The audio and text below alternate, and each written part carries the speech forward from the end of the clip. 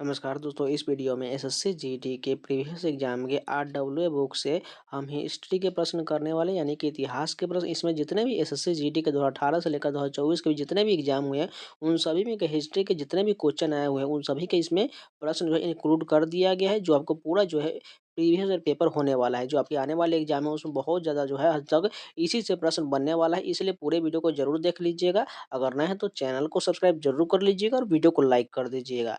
तो चलिए शुरू करते हैं। तो चल देखिए, भारतीय पुरातत्व का जनक किसे कहा जाता है?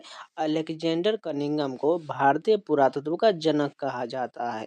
अगर बात करें अलेक्जेंडर कनिंघम को भारतीय पुरातत्व का जनक कहा जाता है, अलेक्जेंडर कनिंघम ने भारत में वर्ष 1861 ईस्वी में भारतीय पुरातत्व सर्वेक्षण एएसआई की स्थापना किया और इसके पहले महानिदेशक भी बने थे।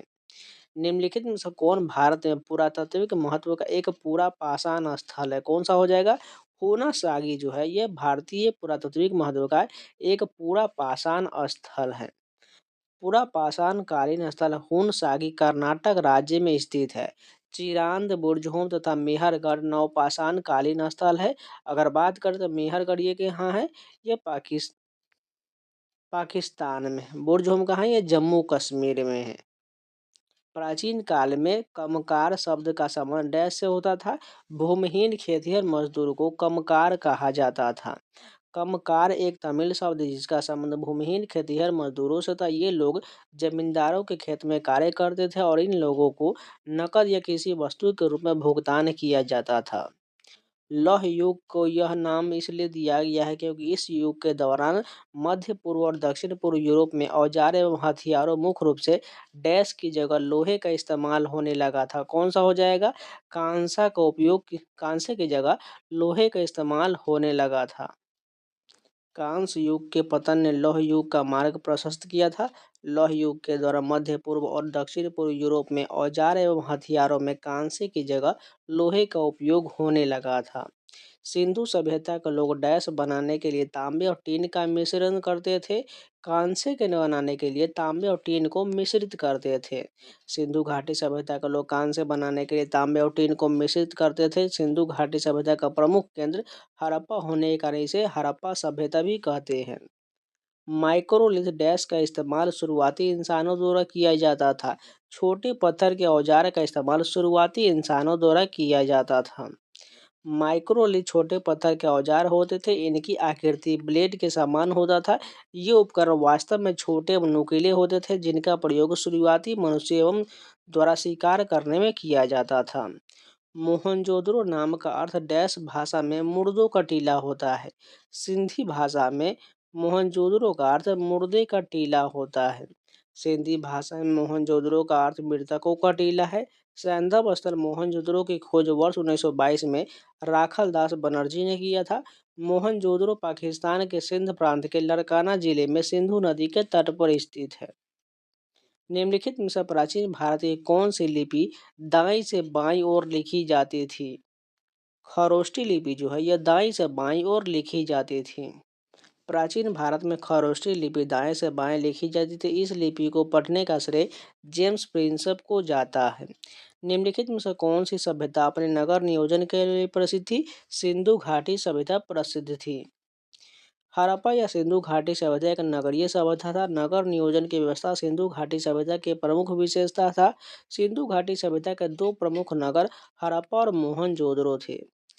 किस स्थान से हड़प्पा कालीन रथ की एक प्रतिमा प्राप्त हुआ था? दैमाबाद से प्राप्त हुआ था। दैमाबाद महाराष्ट्र हड़प्पा सभ्यता का दक्षिणतम स्थल है जहां से रथ की मूर्ति प्राप्त हुआ था। ऋग्वेद काल में रावी नदी को क्या कहा जाता था? परुशनी कहा जाता था। देख लीजिए सभी का प्राचीन नाम जान लीजिए नदी का। अस्कनी जो है चिनाब नदी का प्राचीन नाम था। बिपाशा ये ब्यास नदी का था। वितेस्ता झेलम नदी का था। सदा नीरा गंडक का था और गोमती जो है गोमल नदी का हो जाएगा। उपनिषदों का केंद्रीय विषय क्या था? दर्शन एवं ज्ञान था। उपनिषद दर्शन पर आधारित पुस्तकें हैं। इन्हें वेदांत भी कहा जाता है। उपनिषदों की कुल संख्या 108 है। चार वेदों में से किसमें बुरी आत्मा और बीमारी से बचने के लिए जादू टोना और तंत्र मंत्र का संग्रह किया गया है? अथर्ववेद में किया गया है। अथर्ववेद का एकमात्र ब्राह्मण ग्रंथ गोपथ है।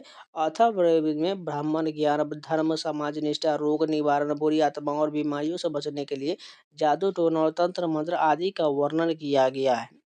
बौद्ध धर्म में भिक्षुनी बनने वाली प्रथम महिला कौन थी? महाप्रजापति गौतमी थी। गौतम बुद्ध के बचपन का नाम सिद्धार्थ था। इनकी माता महामाया, इसके जन्म के 7वें दिन ही मृत्यु हो गया था। तत्पश्चात इनका लालन पालन इनकी मौसी प्रजापति गौतमी ने किया था, जो कि बौद्ध धर्म में भिक्षुनी बनने वाली प्रथम महिला थी। बुद्ध चरितम सौदरानंद सारिपुत्र प्रकरण के रचनाकार कौन है? अश्वघोष हो जाएगा। प्रमुख रचना ग्रंथ देख लेते हैं। मिलिंद पन्हों के रचना नागसेन, माध्यमिक सूत्र के नागार्जुन, अभिधम धर्म कोर्स के लेखक वसुबंधु और विशुद्धि मग के बुद्ध घोष हो जाएगा। महाबोधि मंदिर परिसर का डैश के जीवन से सीधा संबंध है? भगवान बुद्ध से सीधा संबंध है। महाबोधि मंदिर बोध गया बिहार में स्थित है। इस मंदिर को वर्ष 2002 में यूनेस्को ने विश्व धरोहर स्थल घोषित किया था। कि शासक ने अंतिम समय में जैन धर्म अपनाकर जैन धर्म के अनुसार अपना प्रयाण त्याग किया था? चंद्रगुप्त मौर्य ने जैन धर्म को अपनाया था। चंद्रगुप्त मौर्य का जैन मतानुयायी था। चंद्रगुप्त मौर्य ने जैन आचार्य भद्रबाहु से जैन धर्म की दीक्षा लिया था। चंद्रगुप्त मौर्य ने श्रवण बेलगोला कर्नाटक में उपवास करके अपने प्राण त्याग दिए। जैन धर्म इस प्रक्रिया को संलेखना या संथारा कहा गया है। कौटिल्य की शासक के प्रधानमंत्री तो सभी को पता है, चंद्रगुप्त मौर्य के प्रधानमंत्री थे। चंद्रगुप्त मौर्य मौर्य वंश का प्रथम राजा और संस्थापक था तथा कौटिल्य यानी चाणक्य के प्रधानमंत्री भी थे। अशोक के शिलालेखों अभिलेखों में से किसमें दक्षिण भारतीय राज्यों का उल्लेख किया गया है? द्वितीय मुख्य शिलालेख में किया गया है। अशोक के अभिलेखों को 3 भागों में बांटा गया है: गुहा लेख, स्तंभ लेख और शिलालेख। अशोक के द्वितीय मुख्य शिलालेख में दक्षिण भारत के राज्य सत्यपुत, केरलपुत यानी कि चेर, चोल और पांड्य का उल्लेख है। इसके अतिरिक्त इस शिलालेख में मनुष्य एवं पशुओं की चिकित्सा तथा लोक कल्याणकारी कार्यों का भी उल्लेख किया गया है। निम्नलिखित में से कौन सबसे प्रसिद्ध शक शासक था जिसे काठियावाड़ में सुदर्शन झील का जीर्णोद्धार करवाया था? किसने करवाया? रुद्रदामन प्रथम ने करवाया था। शकों के सर्वाधिक प्रसिद्ध राजा रुद्रदामन प्रथम के विषय में जूनागढ़ अभिलेख से जानकारी मिलता है। सुदर्शन झील का निर्माण मौर्य काल में हुआ था। रुद्रदामन प्रथम ने गुजरात के काठियावाड़ में स्थित इस झील का जीर्णोद्धार करवाया था। दिल्ली के प्रसिद्ध लौह स्तंभ का निर्माण किस वंश के शासक ने करवाया था? गुप्त वंश के शासकों द्वारा करवाया गया था। गुप्त वंश के महान शासक चंद्रगुप्त द्वितीय ने महरौली दिल्ली में स्थित लौह स्तंभ का निर्माण करवाया था। निम्नलिखित में से किस विश्वविद्यालय की स्थापना पाल शासकों ने किया था? विक्रमशिला विश्वविद्यालय की स्थापना पाल शासक द्वारा किया गया था।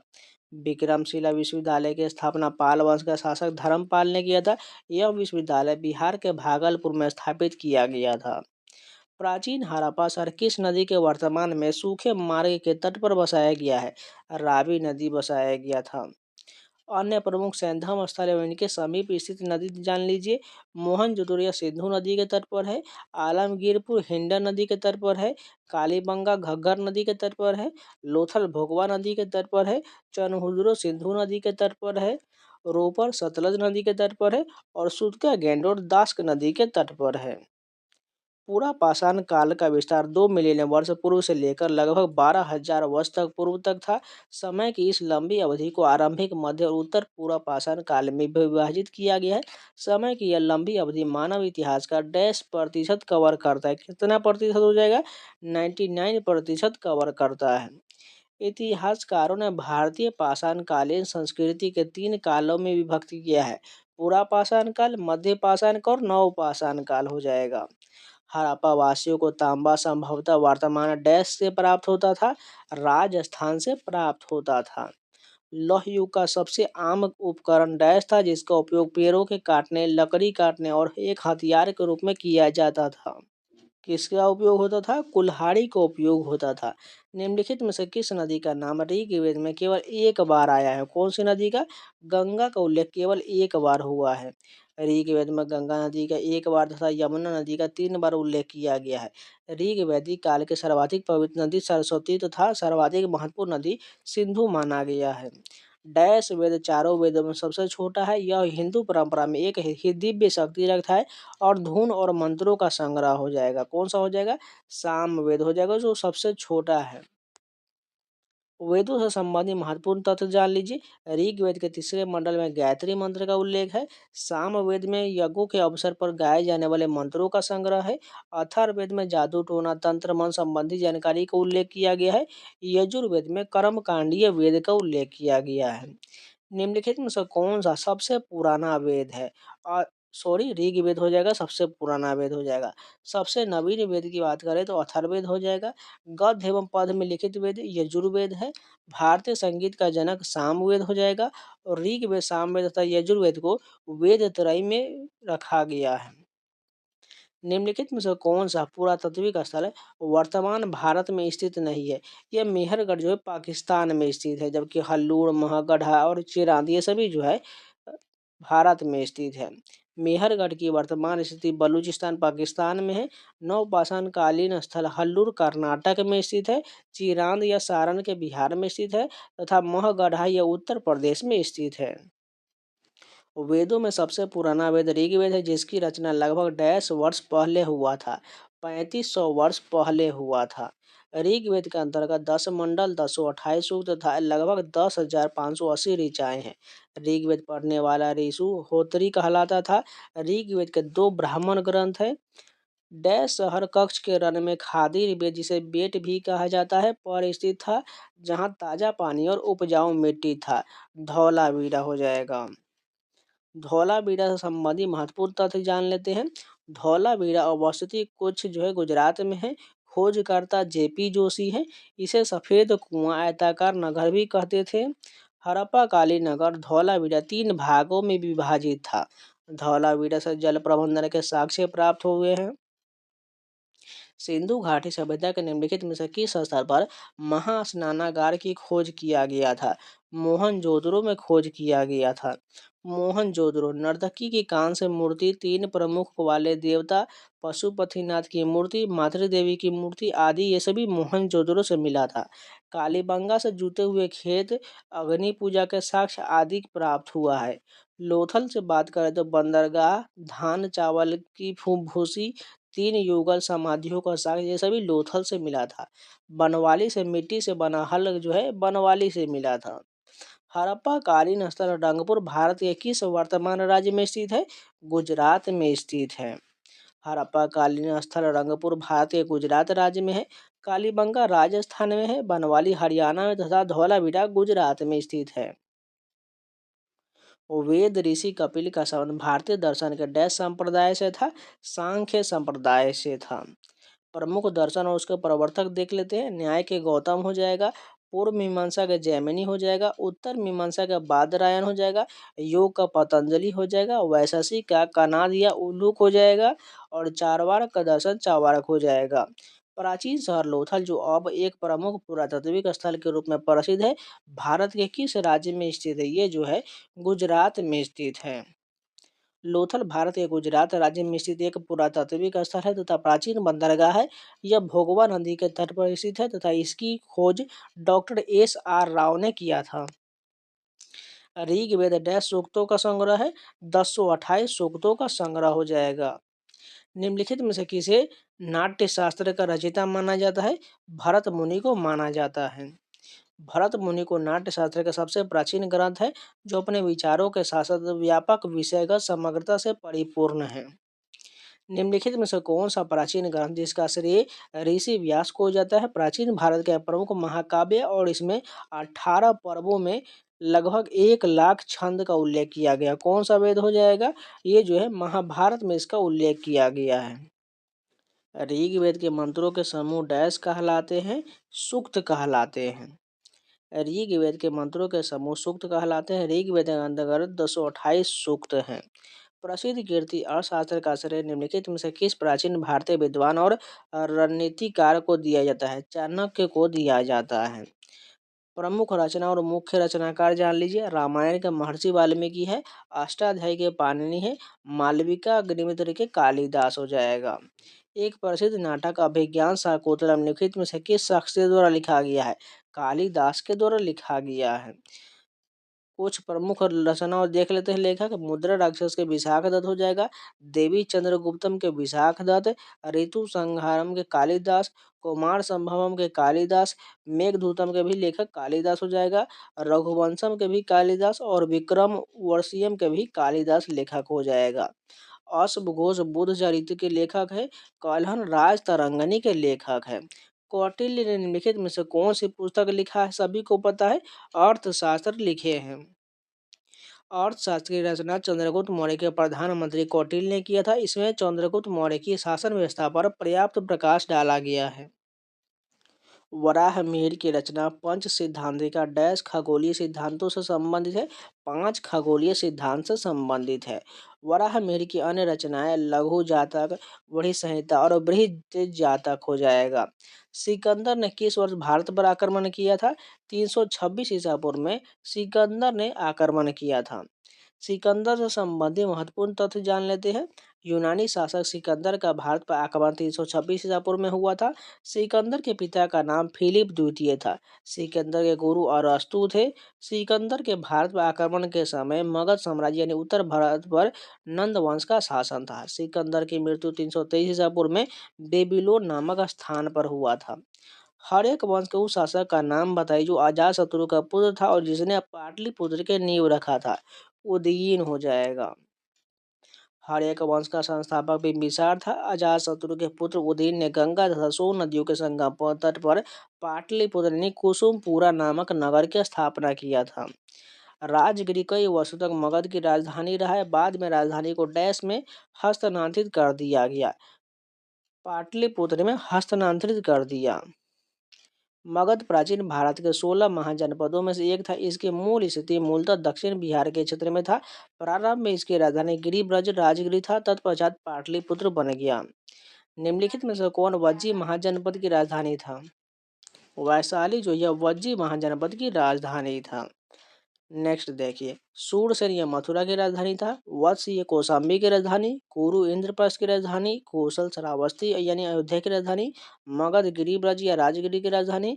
मत्स्य विराट नगर की राजधानी था। निम्नलिखित में से कौन सा 16 महाजनपदों में से एक नहीं था? कामरूप जो है यह 16 महाजनपद में नहीं था, जबकि कुरु, कौशल, अंग ये सभी शामिल था। महाजनपदों की कुल संख्या 16 था। इन महाजनपदों का उल्लेख बौद्ध ग्रंथ के अंगुत्तर निकाय तथा जैन ग्रंथ के भगवती सूत्र में वर्णित है। 16 महाजनपद अंग जान लीजिए। मगध हो जाएगा। काशी, वत्स, वज्जी, कौशल, अवंती, मल्ल, पांचाल, चेदीज, कुरु, मत्स्य, कंबोज, सूरसेन, अस्मक और गंधार हो जाएगा। वर्धमान महावीर जैन धर्म के अंतिम और डैश तीर्थंकर थे? 24वें तीर्थंकर थे। जैन धर्म के प्रथम तीर्थंकर ऋषभ देव थे। जैन धर्म के 22वें तीर्थंकर अरिष्टनेमि थे। जैन धर्म के 23वें तीर्थंकर पार्श्वनाथ थे। गौतम बुद्ध ने बोध के लिए अपना रास्ता खोजने का फैसला किया और बिहार के बोध गया में डैश पेड़ के नीचे कई दिनों तक ध्यान किए थे। पीपल के वृक्ष के नीचे ध्यान किए थे। प्रमुख घटनाओं संबंधी प्रत्येक चीज जान लेते हैं। जन्म जो कमल एवं सांड हो जाएगा। ज्ञान का पीपल एवं या जिन्हें बोधि वृक्ष कहा जाता है। गृह त्याग का प्रतीक घोड़ा हो जाएगा। निर्वाण का प्रतीक पद चिन्ह हो जाएगा और मृत्यु या महापरिनिर्वाण का चिन्ह स्तूप हो जाएगा। गौतम बुद्ध ने ज्ञान प्राप्ति के लिए गया के बिहार नामक स्थान पर निरंजना नदी के तट पर पीपल यानी बोधि वृक्ष के नीचे समाधि लगाए थे। गौतम बुद्ध ने अपनी शिक्षा सामान्य लोगों की डैश भाषा में दिए थे? पाली भाषा में दिए थे। गौतम बुद्ध ने आम जनता की भाषा पाली में अपने उपदेश दिए। गौतम बुद्ध ने सर्वाधिक उपदेश कौशल राज्य की राजधानी श्रावस्ती में दिए थे। जैन धर्म के नियमों का पालन करना निम्नलिखित में से किसके लिए अधिक कठिन था? किसानों के लिए अधिक कठिन था। पंच महाव्रत अनुव्रत यानी अहिंसा, सत्य, अपरिग्रह, अस्तेय, ब्रह्मचर्य तथा त्रिरत्न, सम्यक ज्ञान, सम्यक दर्शन और सम्यक आचरण भी जैन धर्म से संबंधित है। जैन धर्म में 10 लक्षण तथा 7 शील व्रतों का भी उल्लेख किया गया है। बुद्ध शाक्य गण नामक एक छोटे गण से संबंधित है और एक डैश थे? क्षत्रिय थे। बुद्ध शाक्य गण से संबंधित एवं एक क्षत्रिय थे। इनके पिता शुद्धोदन कपिल वस्तु के शाक्यों के गणराजा थे। भगवान महावीर ने डैश वर्ष की आयु में घर छोड़ दिया और ज्ञान की तलाश में वे एक वन में रहने चले गए। 30 वर्ष की आयु में घर छोड़ दिए थे। भगवान महावीर से संबंधित महत्वपूर्ण तथ्य जान लीजिए। जन्म कोंडागांव वैशाली बिहार में हुआ था। पिता का नाम सिद्धार्थ था, माता का नाम त्रिशला था, पत्नी का नाम यशोदा था, पुत्री का नाम प्रियदर्शना था, दामाद का नाम जमाली था। मृत्यु पावापुरी राजगीर बिहार में हुआ। गृह त्याग 30 वर्ष की आयु में बड़े भाई नंदीवर्धन की आज्ञा से ज्ञान प्राप्ति केवल 30 वर्ष की अवस्था में। गृह त्याग के पश्चात 12 वर्ष के कठोर तपस्या के बाद 42 वर्ष की अवस्था में रिजुपालिका नदी के तट पर साल वृक्ष के नीचे जाम्भी ग्राम में इनको ज्ञान की प्राप्ति हुआ। और इन्हें शुरू कब किया? 30 वर्ष की आयु से। उस वहाँ पर क्वेश्चन पर ध्यान इतना नहीं घुमाइएगा, नहीं तो बहुत गलत हो जाएगा। बोध गया एक महत्वपूर्ण बौद्ध तीर्थ स्थल है, क्योंकि यहाँ पर क्या है, यहाँ पर अगर बात करें तो यहाँ गौतम बुद्ध को ज्ञान प्राप्त हो, इसलिए फेमस है। बोध गया में गौतम बुद्ध को ज्ञान की प्राप्ति था। इनकी जन्म जो है 563 ईसा पूर्व में इक्ष्वाकु वंशीय क्षत्रिय शाक्य कुल के राजा शुद्धोधन के घर पर हुआ था। इनकी माँ का नाम महामाया था, जिनका निधन इनके जन्म के 7वें दिन ही हो गया था। निम्नलिखित में से किसने वज्जी पर प्रस्तावित हमले के बारे में सलाह लेने के लिए बुद्ध से मुलाकात किया था? वस्कार ने किया था। हर्यक वंश के प्रमुख शासक अजातशत्रु ने अपने मंत्री वस्कार को गौतम बुद्ध के पास भेजा था। वस्कार की गौतम बुद्ध से भेंट राजगिरी के समीप गृहकूट नामक पर्वत पर हुआ था। जैनियों के दिगंबर संप्रदाय द्वारा पर्युषण पर्व का आयोजन डैश दिनों के लिए किया जाता था? 10 दिनों के लिए किया जाता था। जैन धर्म के 2 संप्रदाय में विभक्त था। श्वेतांबर जो सफेद वस्त्र पहनते थे और दिगंबर नग्न अवस्था में रहने वाले को कहा जाता था। प्रसिद्ध पुस्तक अर्थशास्त्र में हमें बताता है कि मौर्य काल के दौरान उत्तर पश्चिम कंबलों और डैश अपने सोने में कीमती पत्थरों के लिए महत्वपूर्ण था। दक्षिण भारत था।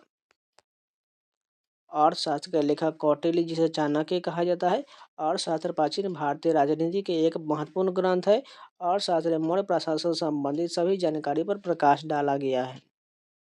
निम्नलिखित में से कौन सा मौर्यकालीन शिलालेख वर्तमान में भारत में स्थित नहीं है? कांधार जो है यह भारत में स्थित नहीं है। मौर्य सम्राट अशोक के बृहद शिलालेखों की संख्या 14 है। कलशी शिलालेख देहरादून उत्तराखंड में है। गिरनार शिलालेख जूनागढ़ गुजरात में है एवं मस्की शिलालेख रायचूर कर्नाटक से प्राप्त हुआ है। मौर्य साम्राज्य की राजधानी डैश था? पाटलिपुत्र था। मौर्य साम्राज्य के संस्थापक चंद्रगुप्त मौर्य थे। मौर्य साम्राज्य की राजधानी पाटलिपुत्र था। मौर्य साम्राज्य के शासनकाल की अवधि 322 से लेकर 185 ईसा पूर्व तक था। मौर्य साम्राज्य का अंतिम शासक निम्नलिखित में से कौन था? वृहद्रथ था। वर्ष 185 ईसा पूर्व में अंतिम मौर्य शासक वृहद्रथ की हत्या उसके सेनापति पुष्यमित्र शुंग ने किया था, जिसके बाद शुंग वंश की स्थापना हुआ था। निम्नलिखित में से कौन मौर्य साम्राज्य का दूसरा शासक था? बिंदुसार था। मौर्य साम्राज्य के शासनकाल की अवधि 322 से 185 ईसा पूर्व तक था। चंद्रगुप्त मौर्य के शासनकाल की अवधि 322 से 298 ईसा पूर्व तक था। बिंदुसार के शासनकाल की अवधि 298 से 273 ईसा पूर्व तक था। अशोक के शासनकाल की अवधि 273 से 232 ईसा पूर्व तक था। नोट: अशोक का वास्तविक राज्याभिषेक 269 ईसा पूर्व में हुआ था। अशोक के धम्म में भगवान की पूजा या बलिदान का प्रदर्शन डैश था? शामिल नहीं था। बिल्कुल सही हो जाएगा। मौर्य सम्राट अशोक ने अपनी प्रजा के नैतिक उत्थान हेतु जिन नियमों की संहिता प्रस्तुत किया उसको अशोक के शिलालेख में धम्म कहा गया है। अशोक की धम्म नीति का मूल सिद्धांत स्वयं नियंत्रण था। निम्नलिखित में से कौन सा मौर्य शासक चंद्रगुप्त मौर्य का पोता था? अशोक था। अशोक बिंदुसार का पुत्र एवं चंद्रगुप्त मौर्य का पोता था तथा अशोक की माता का नाम शुभद्रांगी था। डैश साम्राज्य की स्थापना 322 या 321 या पूर्व में महान सम्राट चंद्रगुप्त मौर्य द्वारा किया गया था। मौर्य वंश की स्थापना किया गया था। नंद वंश के संस्थापक महापद्म नंद थे। पाल वंश के संस्थापक गोपाल थे। मुगल वंश के संस्थापक बाबर था। अशोक के अधिकांश शिलालेख डैश भाषा में थे और डैश लिपि में लिखा गया था? प्राकृत भाषा में और ब्राह्मी लिपि में लिखा गया था। अशोक ने भारत में सर्वप्रथम शिलालेख का प्रचलन किया था। अशोक के समस्त अभिलेखों का विषय प्रशासनिक था, रोमन अभिलेख को छोड़कर। अशोक के केवल 2 अभिलेख शाहबाजगढ़ी एवं मानसेहरा की लिपि खरोष्टी में है। कौन सा मौर्य भारतीय सम्राट अपने शिलालेख और स्तंभ के लिए प्रसिद्ध है? सभी को पता है, अशोक प्रसिद्ध है। मौर्य सम्राट अशोक के वृहद शिलालेखों की संख्या 14 एवं दीर्घ शिलालेखों की संख्या 7 है। मौर्य साम्राज्य के चंद्रगुप्त मौर्य के गुरु कौन थे? कौटिल्य थे। मौर्य साम्राज्य के संस्थापक चंद्रगुप्त मौर्य के गुरु कौटिल्य थे। इनका अन्य नाम चाणक्य या विष्णुगुप्त भी था। मौर्य साम्राज्य के सम्राट अशोक के डैश के अनुयायी थे। ये जो है बौद्ध धर्म के अनुयायी थे। मौर्य सम्राट अशोक से संबंधित महत्वपूर्ण तथ्य जान लेते हैं। अशोक का राज्याभिषेक वर्ष 269 ईसा पूर्व में हुआ था। अशोक ने अपने राज्याभिषेक के 8वें वर्ष 261 ईसा पूर्व में कलिंग पर आक्रमण किया था। अशोक को देवनाम प्रियदर्शी, देवताओं का प्रिय उपनाम से भी जाना जाता है। अशोक को बौद्ध धर्म की दीक्षा यानी उपगुप्त नामक बौद्ध भिक्षु ने दिया था। भारत में मौर्य साम्राज्य की स्थापना 322 ईसा पूर्व में हुआ था और इसकी राजधानी पाटलिपुत्र था, जिसे अब डैश के नाम से जाना जाता है, जिसे अब जो पटना के नाम से जाना जाता है। निम्नलिखित में से किस मौर्य शासक ने बौद्ध धर्म के प्रचार प्रसार का बीड़ा उठाया था? अशोक ने उठाया था। अशोक ने बौद्ध धर्म का अनुयायी था। बौद्ध धर्म के प्रचार प्रसार के लिए अशोक ने धर्म प्रचारक अन्य स्थानों पर भेजे थे।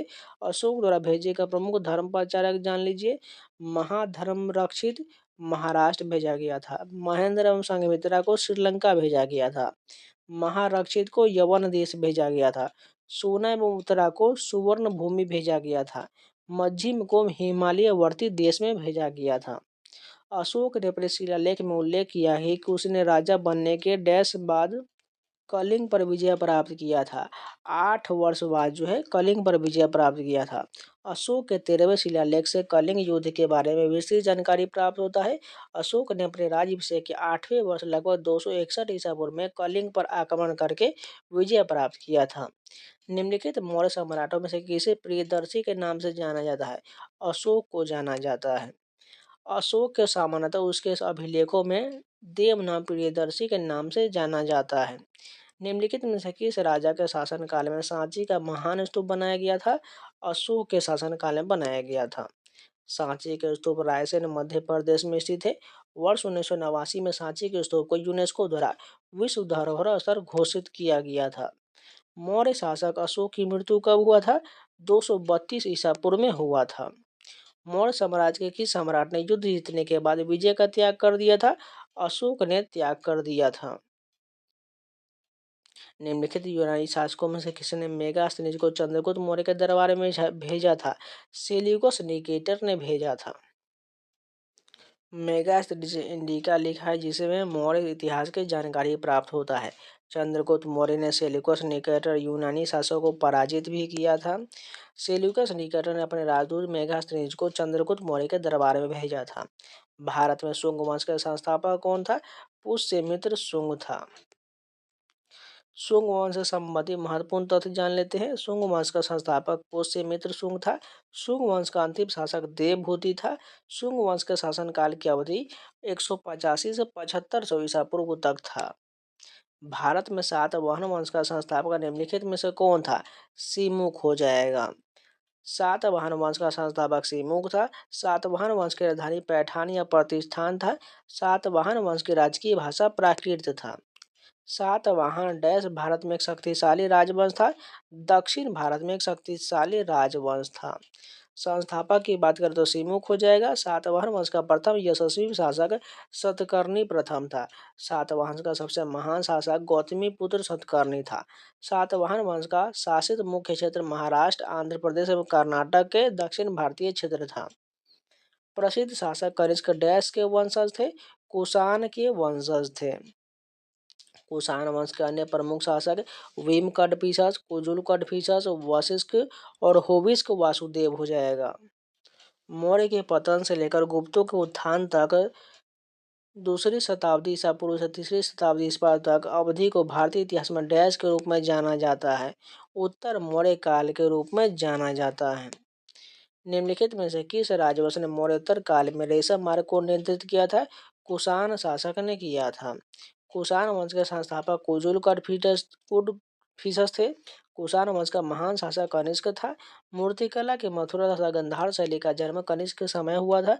कनिष्क ने सिल्क मार्ग यानी चीन से रोम जाने वाली पर नियंत्रण किया था।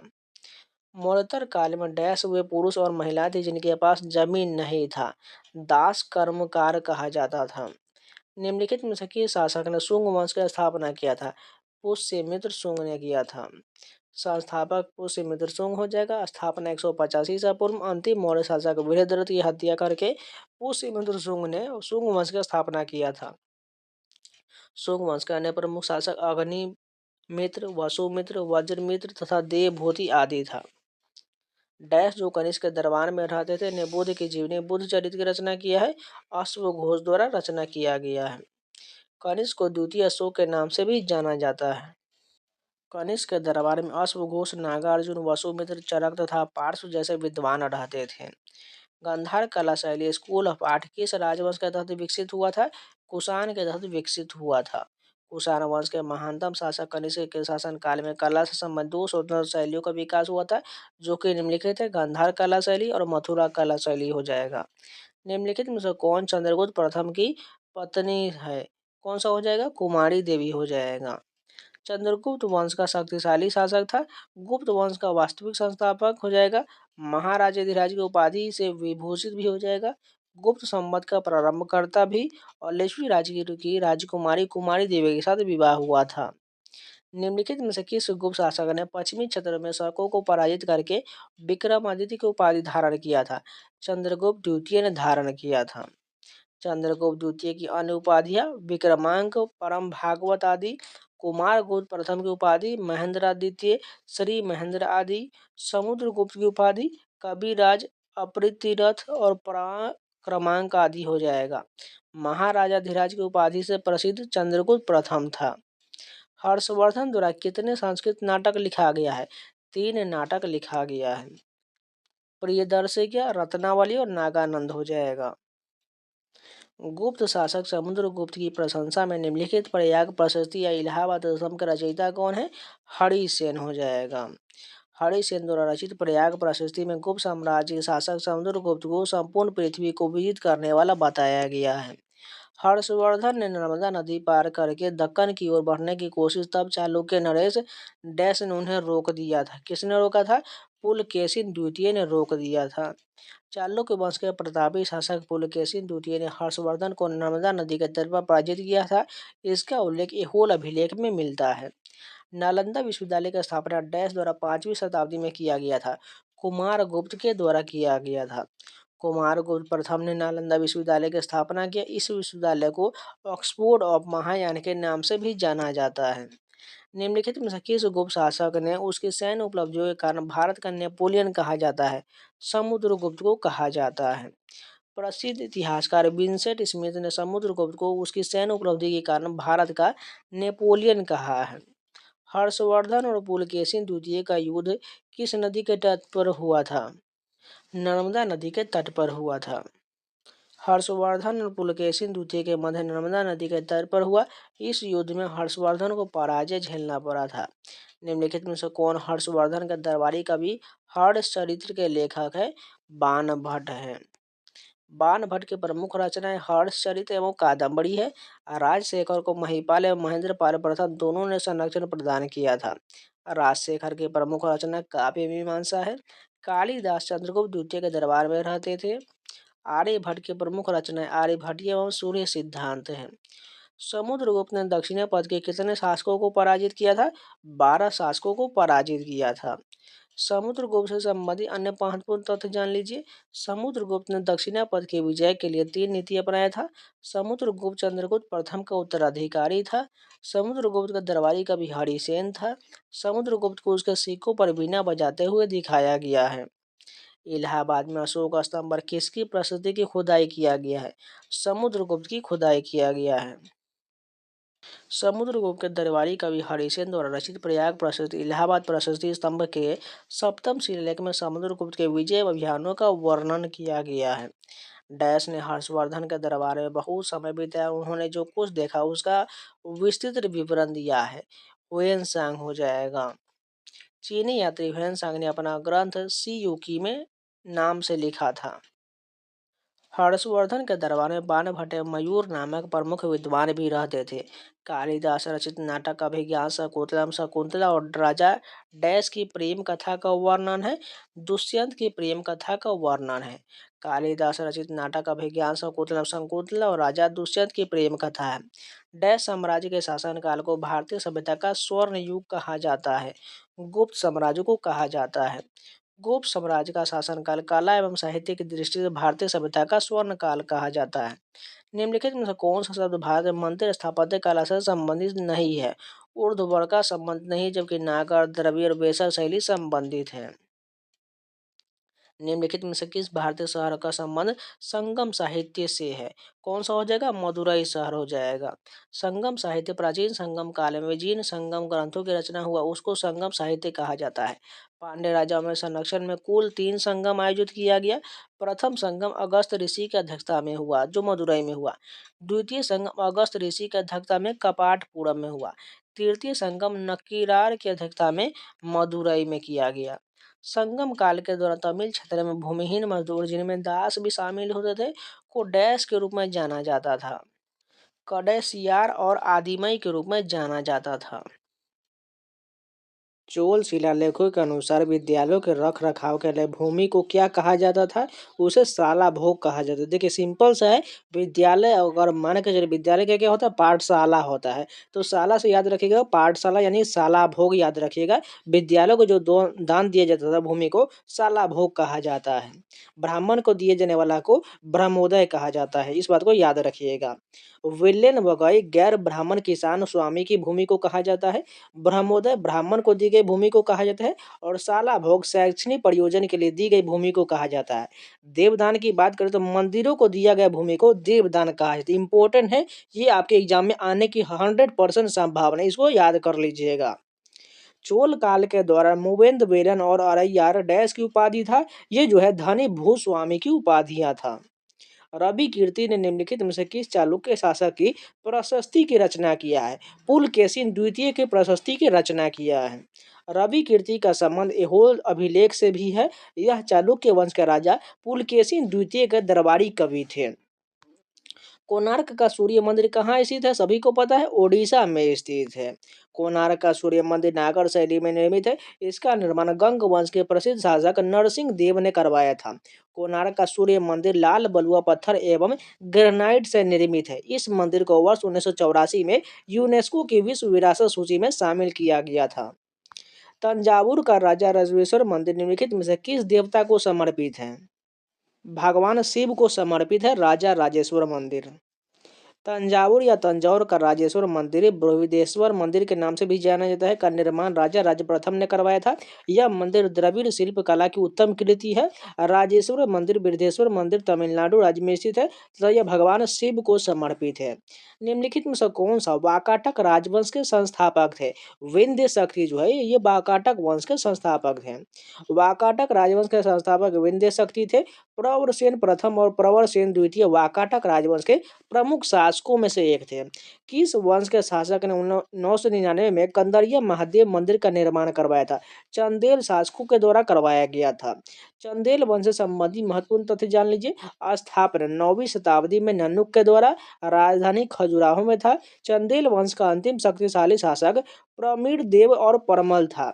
चंदेल वंश के द्वारा निर्मित प्रमुख मंदिर कंदरिया महादेव मंदिर एवं विष्णु जिसे चतुर्भुज मंदिर भी कहा जाता है। कदमाई डैश राजवंश का तथा भू राजवंश का एक रूप था। चोल राजवंश के द्वारा भू राजवंश का एक रूप था।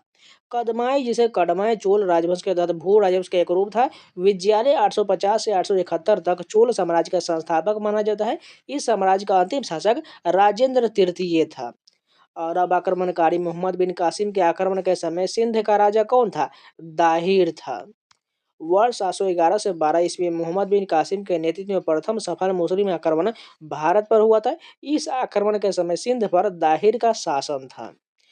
अरबी मूल ग्रंथ किताबुल हिंद डैश द्वारा लिखा गया है? ये किसके द्वारा लिखा गया है? अल बरूनी के द्वारा किताबुल हिंद लिखा गया है। अरबी मूल ग्रंथ किताबुल हिंद अल बरूनी द्वारा लिखा गया था। इस पुस्तक में 11वीं शताब्दी के प्रारंभ में हिंदुओं के साहित्य विज्ञान तथा धर्म का आंखों देखा सजीव वर्णन किया गया है। तराइन का द्वितीय युद्ध कब लड़ा गया था? 1192 में लड़ा गया। प्रथम 1191 में, द्वितीय जो है 1192 में। तराइन का प्रथम युद्ध 1191 में मोहम्मद गोरी तथा पृथ्वीराज चौहान के मध्य हुआ था। परिणाम पृथ्वीराज चौहान इसमें विजय हुआ था। प्रथम युद्ध में विजय हुआ था, लेकिन द्वितीय युद्ध में हार गए थे। तराइन का द्वितीय युद्ध 1192 में मोहम्मद गोरी और पृथ्वीराज चौहान के बीच, इसमें मोहम्मद गोरी विजय हुआ था। दीवाने अर्ज दिल्ली सल्तनत के अधीन डैश का एक विभाग था। यह सैन्य सेवा विभाग का था।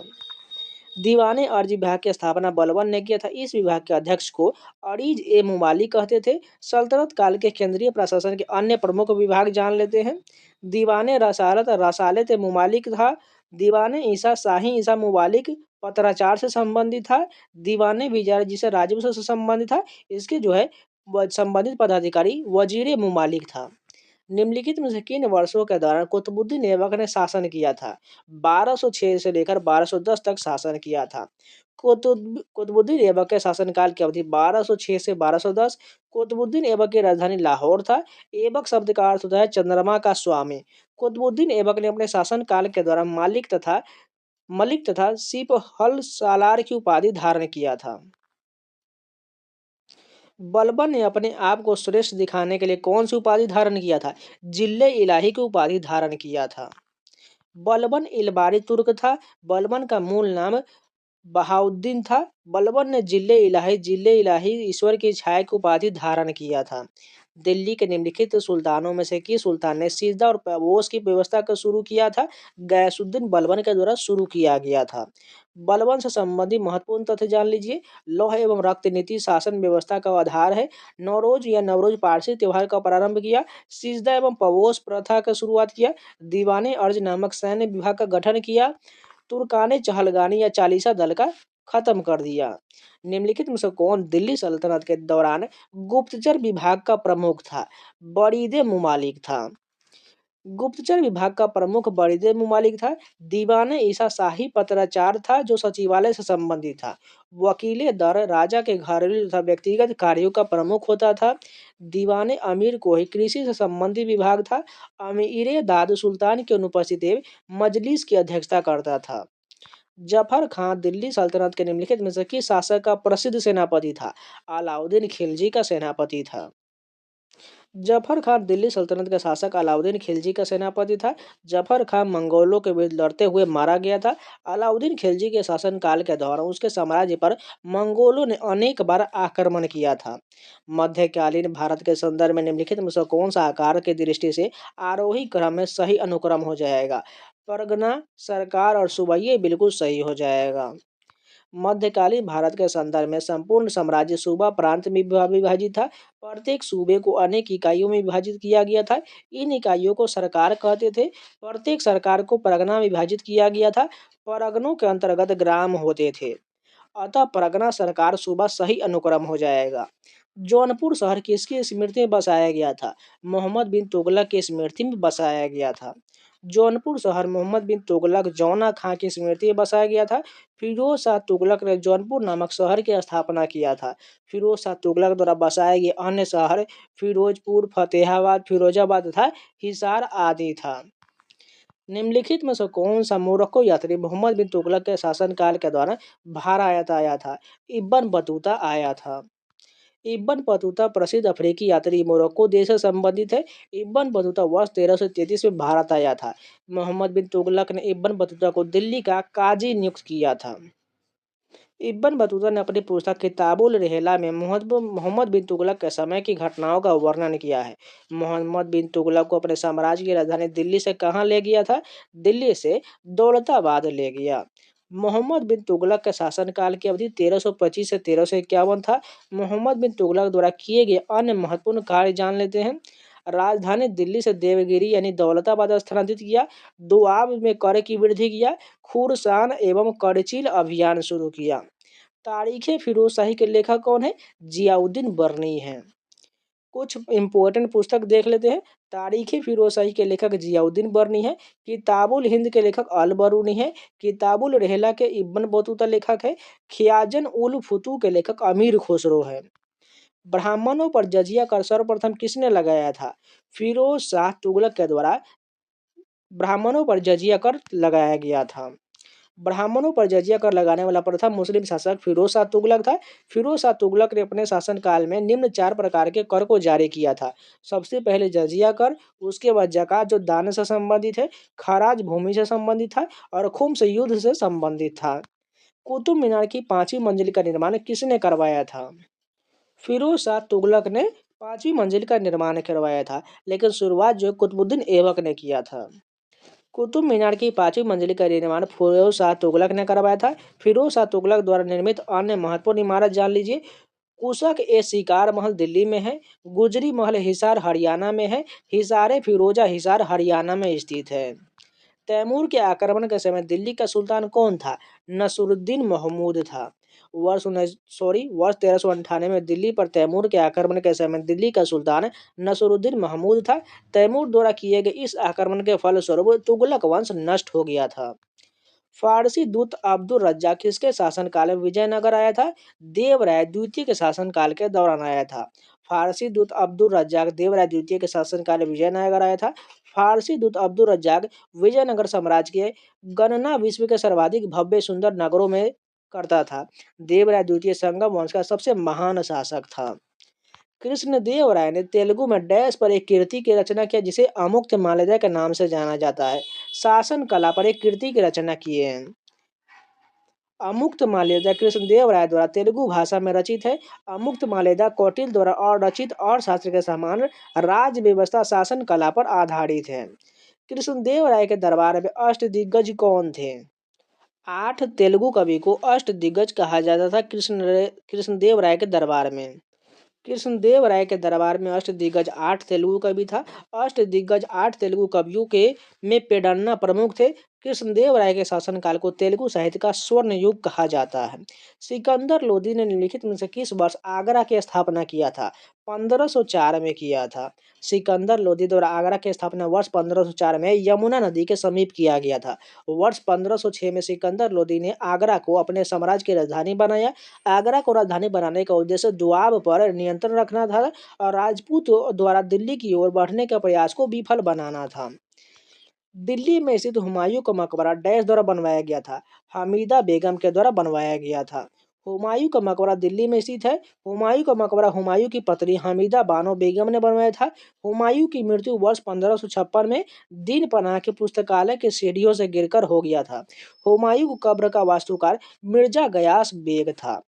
निम्नलिखित में से किस मध्यकालीन शासक ने अपना ध्यान यात्रियों की सुविधा के लिए सराय के निर्माण पर केंद्रित किया है? शेरशाह सूरी ने किया है। शेरशाह ने अपने शासनकाल में अनेक सड़कों का निर्माण तथा उनकी मरम्मत तथा इन सड़कों के किनारे लगभग 1700 सरायों का निर्माण करवाया था। सराय की देखभाल हेतु सीकदार की नियुक्ति किया गया था। शेरशाह द्वारा निर्मित कराई गई सड़कों को जीटी रोड के नाम से जाना जाता है। इबादत खाने की स्थापना का श्रेय किसको हो जाता है? अकबर को जाता है। अकबर द्वारा किए गए महत्वपूर्ण कार्य जान लीजिए। दास प्रथा पर रोक 1562 में। तीर्थ की यात्रा कर समाप्त 1563 में। जजिया कर समाप्त 1564 में। इबादत खाने की स्थापना 1575 में। महजर की घोषणा 1579 में। दीन इलाही धर्म की स्थापना 1582 में। तुजुके जहांगीरी मूल रूप से निम्नलिखित में से किस भाषा में लिखा गया है? फारसी भाषा में लिखा गया है। तुजुके जहांगीरी का अन्य नाम जहांगीरनामा है। तुजुके जहांगीरी फारसी भाषा में रचित जहांगीर की आत्मकथा है। मुगल काल से संबंधित अन्य पुस्तकें तथा उनके लेखक जान लेते हैं। तुजुके बाबरी तुर्की में लिखा गया है जो बाबर का इसके लेखक है। हुमायूं नामा के लेखक गुलबदन बेगम है, ये भी फारसी में लिखा गया है। शाहजहांनामा ये भी फारसी में, इसके लेखक इनायत खान है। अलंकरण की कला जिसे पिएट्रा डोरा यानी पितरादोरा कहा जाता है, इसके शासनकाल के में लोकप्रिय हुआ था। शाहजहां के शासनकाल में लोकप्रिय हुआ था। शाहजहां के शासनकाल की अवधि 1627 से 1658 तक था। शाहजहां के शासनकाल को मुगल वास्तुकला का स्थापत्य कला का स्वर्ण युग की संज्ञा दिया गया है। पिएट्रा डोरा तकनीक जान लीजिए। यह इतालवी भाषा का शब्द तथा इसका शब्द होता है कठोर पत्थर। पिएट्रा डोरा तकनीक कीमती पत्थरों पर जराई के कार्य से संबंधित है। एतमादुल्ला के मकबरे में सर्वप्रथम पिएट्रा डोरा तकनीक का प्रयोग हुआ था। निम्नलिखित में से किस मुगल सम्राट को साहेब बेखबर के उपनाम से जाना जाता है? बहादुर शाह प्रथम को साहेब बेखबर के नाम से जाना जाता है। बहादुर शाह प्रथम के शासनकाल की अवधि 1707 से 1712 तक था। बहादुर शाह प्रथम को उसके शासकीय क्षमता में अभिरुचि न होने के कारण साहेब बेखबर के उपनाम से जाना जाता था। जहांदार शाह को लंपट मूर्ख के उपनाम से जाना जाता था। अकबर द्वितीय ने राम मोहन राय को राजा की उपाधि प्रदान किया था। भारत में यूरोपीय व्यापारिक शक्तियों के आगमन का क्रम निम्नलिखित में से कौन सा है? पुर्तगाली सबसे पहले, उसके बाद डच, अंग्रेज, ऑक्सफोर्ड डेन, उसके बाद सबसे लास्ट में फ्रांसीसी आया था। भारत में यूरोपीय व्यापारिक शक्तियों के आगमन का क्रम पुर्तगाली, डच, अंग्रेज, डेन, फ्रांसीसी होते हैं। अन्य महत्वपूर्ण तथ्य जान लीजिए। पुर्तगाली नाविक वास्को डी गामा वर्ष 1498 में कालीकट भारत पहुंचा था। भारत में प्रथम पुर्तगाली वायसराय तथा ब्लू वाटर नीति संबंधित है फ्रांसीसी डी अल्मोडा से। भारत में पुर्तगाली शक्ति का वास्तविक संस्थापक अल्फांसो डी अल्बुकर्क को जाना जाता है। भारतवर्ष में ब्रिटिश साम्राज्य का संस्थापक निम्नलिखित में से कौन था? रॉबर्ट क्लाइव था। भारत में ब्रिटिश साम्राज्य का संस्थापक रॉबर्ट क्लाइव था। अन्य महत्वपूर्ण तथ्य जान लीजिए। रॉबर्ट क्लाइव स्वर्ग से उत्पन्न सेना नायक के रूप में प्रसिद्ध है। रॉबर्ट क्लाइव बंगाल के प्रथम गवर्नर था। रॉबर्ट क्लाइव प्लासी की युद्ध 1757 ईस्वी से संबंधित है। काउंट लाली यानी कि वांडूवास के युद्ध में फ्रांसीसी सेना का नेतृत्व करता था। कार्नावालिस भारत में न्यायिक संगठन के संस्थापक था। कार्नावालिस भारत में नागरिक सेवा तथा पुलिस व्यवस्था के जनक कहा जाता है। पानीपत के तीर्थ युद्ध के दौरान मुगल सम्राट कौन था? शाह आलम द्वितीय था। और पानीपत का तीर्थ युद्ध कब हुआ था? 1761 में हुआ था। पहला कब हुआ था? 1526 में हुआ था। दूसरा कब हुआ था? 1556 में हुआ था। तृतीय जो है 1761 में हुआ था। पानीपत का तीर्थ युद्ध अफगान शासक अहमद शाह अब्दाली तथा मराठों के मध्य हुआ था। परिणाम अहमद शाह अब्दाली विजय हुआ था। पानीपत के तीर्थ युद्ध में मराठों का नेतृत्व सदाशिवराव भाऊ तथा विश्वास राव द्वारा किया गया था। अफगान शासक अहमद शाह अब्दाली के साथ इस युद्ध में अवध के नवाब शुजा-उद-दौला तथा नजीब-उद-दौला रूहेला भी था। पानीपत के तीर्थ युद्ध के समय मुगल सम्राट शाह आलम द्वितीय था। शिवाजी और जयसिंह प्रथम के बीच पुरंदर की संधि पर हस्ताक्षर कब किया गया था? 1665 में पुरंदर की संधि पर हस्ताक्षर हुआ था। पुरंदर की संधि 11 जून 1665 को जयसिंह प्रथम तथा छत्रपति शिवाजी के मध्य हुआ था। पुरंदर की संधि के समय मुगल शासक औरंगजेब था। जयसिंह प्रथम ने 3 मुगल सम्राटों को शासनकाल को देखा था। जयसिंह प्रथम मुगल काल में सेनापति के पद पर सर्वाधिक समय तक सेवाएं प्रदान करने वाला शासक है। जयसिंह प्रथम मुगल सम्राट शाहजहां द्वारा मिर्जा राजा की उपाधि से सम्मानित है। निम्नलिखित में से कौन मराठा वंश का प्रसिद्ध शासक था? छत्रपति शिवाजी महाराज जो है मराठा वंश के प्रसिद्ध शासक थे। मराठा वंश के प्रसिद्ध शासक छत्रपति शिवाजी महाराज थे। मराठा वंश के अन्य प्रसिद्ध शासक संभाजी, राजाराम और साहू थे। छत्रपति शिवाजी महाराज से संबंधित महत्वपूर्ण तथ्य जान लीजिए। पिता का नाम शाहजी भोसले था। माता का नाम जीजाबाई था। राजनीतिक गुरु और संरक्षक दादाजी कोंडदेव थे। आध्यात्मिक गुरु समर्थ गुरु रामदास थे। राज्याभिषेक जून 1674 ईस्वी में हुआ था। राजधानी राजगढ़ यानी रायगढ़ में था। मृत्यु यानी समाधि स्थल 1680 में रायगढ़ में। नोट: शिवाजी के मंत्रिमंडल प्रशासन के अंतर्गत 8 मंत्री थे जिसे अष्टप्रधान कहा जाता था। भारत में प्रथम समाचार पत्र प्रकाशित करने के पीछे कौन था? जेम्स ऑगस्टस हिक्की था। भारत का प्रथम समाचार पत्र बंगाल गजट अंग्रेजी भाषा में था। बंगाल गजट प्रकाशन वर्ष 1780 में कलकत्ता से हुआ था। संपादक जेम्स ऑगस्टस हिक्की था। दीनबंधु मित्र नील दर्पण बंगला नाटक के संपादक थे। नील दर्पण बंगला नाटक की रचना अवधि वर्ष 1858 से 59 तक था। 1290 से 1320 के दौरान किस राजवंश ने दिल्ली पर शासन किया था? खिलजी वंश ने शासन किया था। दिल्ली सल्तनत 1206 से 1526 ईस्वी के अंतर्गत कुल 5 राजवंशों ने शासन किया जो निम्नलिखित है। गुलाम वंश जो था 1206 से 1290 तक था। खिलजी वंश 1290 से 1320 तक था। तुगलक वंश 1320 से 1414 तक था। सैयद वंश 1414 से 1451 और लोधी वंश 1451 से 1526 तक था। उसके बाद जो मुगल वंश चलाया था। रजिया पहली महिला मुस्लिम शासिका भारत के किस तुर्की शासक की बेटी थी? ये जो है इल्तुतमिश की बेटी थी। रजिया इल्तुतमिश की पुत्री थी। रजिया मुस्लिम तथा तुर्की इतिहास में की पहली महिला शासिका थी। रजिया ने पर्दा प्रथा को त्याग कर पुरुषों के समान कुबा कोट तथा कुल्लह टोपी पहनकर दरबार में हिस्सा लिया करती थी। महत्वपूर्ण बिंदु, रजिया की शादी अल्तुनिया से हुआ था। रजिया की हत्या वर्ष 1240 में डाकुओं द्वारा कर दिया गया। मोठ की मस्जिद डैश शासक के शासनकाल में बनवाया गया था। सिकंदर लोधी के शासनकाल के दौरान बनवाया गया था। मोठ की मस्जिद दिल्ली में स्थित है। इसका निर्माण सिकंदर लोधी के शासनकाल में उसके प्रधानमंत्री वजीर मियां भुआ ने किया था। हौजे सुल्तानी एक बड़ा जलाशय था जिसका निर्माण दिल्ली के बाहर निम्नलिखित में से किसके द्वारा कराया गया था? सुल्तान इल्तुतमिश के द्वारा करवाया गया था।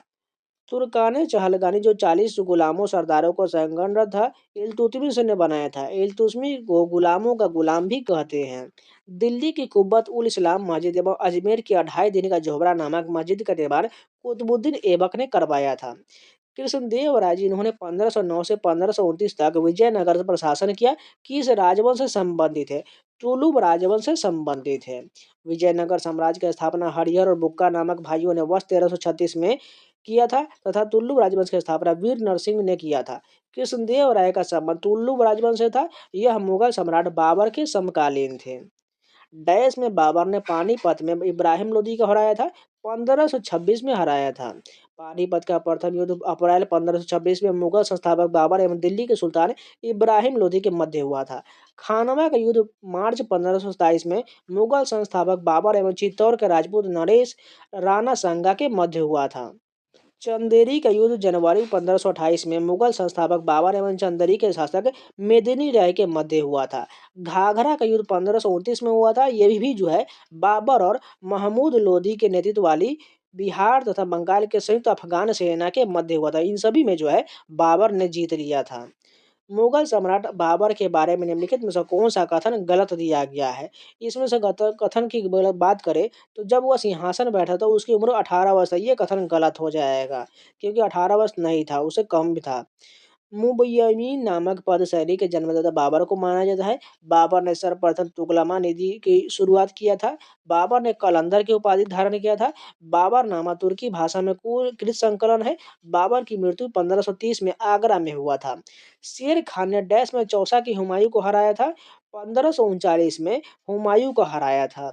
शेर शाह सूरी से संबंधित महत्वपूर्ण तथ्य जान लेते हैं। भारत में सूर राजवंश का संस्थापक था। शेर शाह सूरी के शासनकाल की अवधि 1540 से 45 तक था। शेर शाह सूरी के बचपन का नाम फरीद खान था। वर्ष 1540 में बिलग्राम यानी कन्नौज के युद्ध में हुमायूं को पराजित किया था। सम्राट डैश ने मोहम्मद हुसैन अल कातिब कश्मीरी को उनके सुंदर लिखावट के लिए जरीन कलम या स्वर्ण कलम की उपाधि से सम्मानित किया था। अकबर ने किया था। अकबर मुगल वंश के सम्राट थे। इसका जन्म वर्ष 1542 में अमरकोट में हुआ था। इनकी मृत्यु वर्ष 1605 में हो गया था। महत्वपूर्ण बिंदु, अकबर ने अपने गुजरात विजय की स्मृति में राजधानी फतेहपुर सीकरी में एक बुलंद दरवाजा का निर्माण करवाया था। अकबर ने 1575 में इबादत खाने की स्थापना भी किया था। निम्नलिखित में से किस शासक ने दीन इलाही नामक से एक नई जीवन शैली धर्म की शुरुआत किया था? अकबर ने किया था। वर्ष 1582 में स्थापित इस धर्म में सभी धर्म के मूल तत्व एवं विचारों को सम्मिलित किया गया था। दीन इलाही धर्म स्वीकार करने वाला प्रथम हिंदू व्यक्ति राजा बीरबल था। मुगल बादशाह अकबर की मृत्यु निम्नलिखित में से किस वर्ष हुआ था? 1605 में हुआ था। मुगल बादशाह अकबर की मृत्यु वर्ष 1605 में हुआ। इसे आगरा के पास सिकंदरा में दफनाया गया था। मुगल बादशाह अकबर का मकबरा कहाँ स्थित है? सिकंदरा में स्थित है। हुमायूं का मकबरा दिल्ली में है। शेर शाह का मकबरा सासाराम बिहार में है तथा जहांगीर का मकबरा शाहदरह लाहौर में स्थित है। दारा सिकों के पिता का नाम क्या था? शाहजहां था। शाहजहां के 4 पुत्र निम्नलिखित है। औरंगजेब, दारा सिको, शाह शुजा एवं मुराद बख्श था। पानीपत की तीसरी लड़ाई डैश को लड़ा गया था? सभी को पता है, 1761 में लड़ा गया था। पानीपत की तीसरी लड़ाई 14 जनवरी 1761 को अफगान शासक अहमद शाह अब्दाली और मराठों के बीच हुआ था। इसमें मराठों को पराजय का सामना करना पड़ा था। पानीपत का प्रथम युद्ध 1526 में और पानीपत का द्वितीय युद्ध 1556 में हुआ था। आगरा की मोती मस्जिद किस मुगल शासक से संबंधित है? शाहजहां से संबंधित है। मुगल काल इमारतें एवं संबंधित शासक देख लीजिए। जामा मस्जिद फतेहपुर सीकरी में अकबर द्वारा बनवाया गया था। मोती महल दिल्ली में है और ये शाहजहां के द्वारा बनवाया गया था। दीन पनाह भवन ये दिल्ली में और हुमायूं के द्वारा बनवाया गया था। मोती मस्जिद ये लाल किले के अंदर दिल्ली में है और इसे औरंगजेब के द्वारा बनवाया गया था। दीवाने आम एवं दीवाने खास लाल किले के अंदर में है दिल्ली में और ये शाहजहां के द्वारा बनवाया गया था। मराठा साम्राज्य के संस्थापक राजा शिवाजी को किस स्थान पर छत्रपति के खिताब से सम्मानित किया गया था? रायगढ़ में सम्मानित किया गया था। शिवाजी का राज्याभिषेक जून 1674 में रायगढ़ के किले में हुआ था। इस अवसर पर शिवाजी को छत्रपति की उपाधि धारण किया था। पलासी का युद्ध डैश में लड़ा गया था? 1757 में लड़ा गया था। पलासी के युद्ध से संबंधित महत्वपूर्ण तथ्य जान लीजिए। पलासी के युद्ध जून 1757 में रॉबर्ट क्लाइव के नेतृत्व वाली ईस्ट इंडिया कंपनी एवं बंगाल के नवाब सिराजउद्दौला के मध्य हुआ था। पलासी के युद्ध ने अंग्रेजों की राजनीतिक शक्ति को स्थापित किया था। राजा मान सिंह तोमर ने डैश पर शासन किया था? ग्वालियर पर शासन किया था। राजा मान सिंह तोमर ग्वालियर के तैमूर वंश के राजपूत शासक थे। मैसूर पर हैदर अली व टीपू सुल्तान के शासन किया था। राजा टोडरमल निम्नलिखित में से किस मुगल सम्राट के शासनकाल के दौरान राजस्व मंत्री था? अकबर के दौरान था। राजा टोडरमल अकबर के दरबार में राजस्व मंत्री थे। अकबर के दरबार में नवरत्नों में से एक थे। महत्वपूर्ण बिंदु जान लीजिए। अकबर के दरबार में नवरत्न कौन कौन थे? राजा बीरबल, तानसेन, अबुल फजल, फैजी, राजा मानसिंह, टोडरमल, मुल्ला दो प्याजा, हकीम हुकाम, अब्दुल रहीम खाने खाना। करनाल का युद्ध 1739 में फारसी बादशाह नादिर शाह ने किसे हराकर किया था? मुगल शासक मोहम्मद शाह को हराकर किया था। फारसी शासक नादिर शाह, जिसे ईरान के नेपोलियन के नाम से भी जाना जाता था, फरवरी 1739 में करनाल के युद्ध में मुगल शासक मोहम्मद शाह की सेना को पराजित किया था। सत्यशोधक समाज के संस्थापक कौन थे?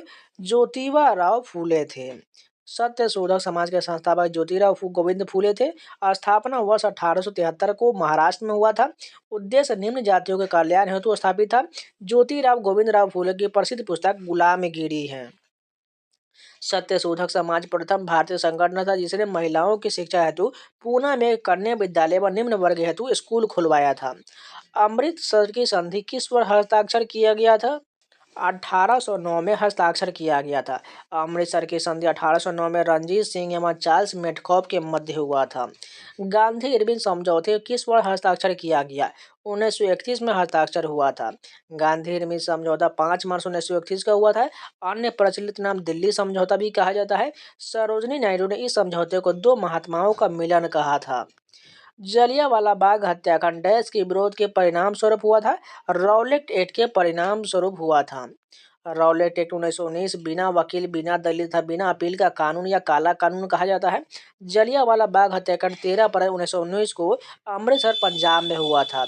Regulating act 1773, Pitt's India act 1784 हो जाएगा। सरोजनी नायडू वर्ष डैश में भारतीय राष्ट्रीय कांग्रेस के अध्यक्ष के रूप में कार्य किए थे? 1925 में किए थे। भारतीय राष्ट्रीय कांग्रेस के प्रथम महिला अध्यक्ष एनी बेसेंट थी। वर्ष 1917 के कलकत्ता अधिवेशन में भारतीय राष्ट्रीय कांग्रेस के प्रथम भारतीय महिला अध्यक्ष सरोजनी नायडू, जो वर्ष 1925 के कानपुर अधिवेशन में अध्यक्षता किए थे। निम्नलिखित में से किस युद्ध लड़ाई का संबंध मंगल पांडे की फांसी से है? 1857 का भारतीय विद्रोह संबंधित है। मंगल पांडे से संबंधित महत्वपूर्ण तथ्य जान लेते हैं। 34वीं रेजिमेंट बैरकपुर के सैनिक थे। 1857 के भारतीय विद्रोह के प्रथम शहीद थे। फांसी की सजा 29 मार्च 1857 के अनुसार एनसीईआरटी के अनुसार दिया गया है। सैन्य अदालत के निर्णय के अनुसार मंगल पांडे को फांसी की सजा 8 अप्रैल 1857 को हुआ था। निम्नलिखित में से कौन यंग बंग आंदोलन से जुड़ा हुए हैं? हेनरी डेरेजियो संबंधित है। वर्ष 1784 में कलकत्ता में विलियम जोन्स ने एशियाटिक सोसाइटी ऑफ बंगाल की स्थापना किया था। वर्ष 1854 में वुड घोषणा पत्र यानी कि भारतीय शिक्षा का मैग्ना कार्टा पारित हुआ था। साइमन कमीशन डैश में भारत आया था? 1928 में आया था, लेकिन गठन जो 1927 में हुआ था। साइमन कमीशन की नियुक्ति 8 नवंबर 1927 को हुआ था। साइमन कमीशन भारत आया 3 फरवरी 1928 को। साइमन कमीशन का अन्य नाम श्वेत कमीशन था। साइमन कमीशन में कुल सदस्य 7 था। अध्यक्ष जो है सर जॉन साइमन था। टीपू सुल्तान वर्ष डैश में मैसूर का शासक बना था? 1782 में बना था। टीपू सुल्तान के मैसूर प्रशासनकाल की अवधि 1782 से 1799 तक था। टीपू सुल्तान के साम्राज्य की राजधानी श्रीरंगपट्टनम में था। निम्नलिखित में से किसे भारतीय पुनर्जागरण के जनक के रूप में जाना जाता है और जिन्होंने बंगाल पुनर्जागरण आंदोलन में महत्वपूर्ण भूमिका निभाया था? राजा राम मोहन राय थे। राजा राममोहन राय से संबंधित महत्वपूर्ण तथ्य जान लीजिए। आत्मीय सभा वर्ष 1815 तथा ब्रह्म समाज 1828 का संस्थापक है। संवाद कौमुदी बंगाली भाषा में तथा मिरातुल अखबार फारसी भाषा के संपादक है। सती प्रथा 1829 में हुआ था और प्रतिबंधित राजा राममोहन राय के सहयोग द्वारा तत्कालीन बंगाल के गवर्नर जनरल विलियम बेंटिक ने इस प्रथा को गैर कानूनी घोषित किया था। महात्मा गांधी द्वारा दांडी मार्च निम्नलिखित में से किस वर्ष में शुरू किया गया था? 1930 में शुरू किया गया था। दांडी मार्च 1930 में शुरू हुआ।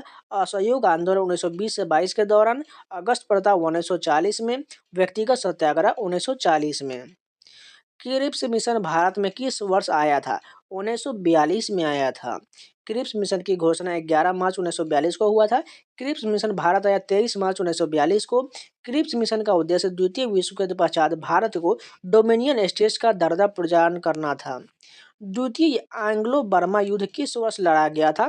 1852 में लड़ा गया था। प्रथम एंग्लो बर्मा युद्ध 1824 से 26 के दौरान हुआ था। द्वितीय एंग्लो बर्मा युद्ध 1852 में। तृतीय एंग्लो बर्मा युद्ध 1885 में हुआ था। निम्नलिखित में से कौन नाइटिंगेल ऑफ इंडिया के नाम से लोकप्रिय है? सरोजिनी नायडू को जाना जाता है।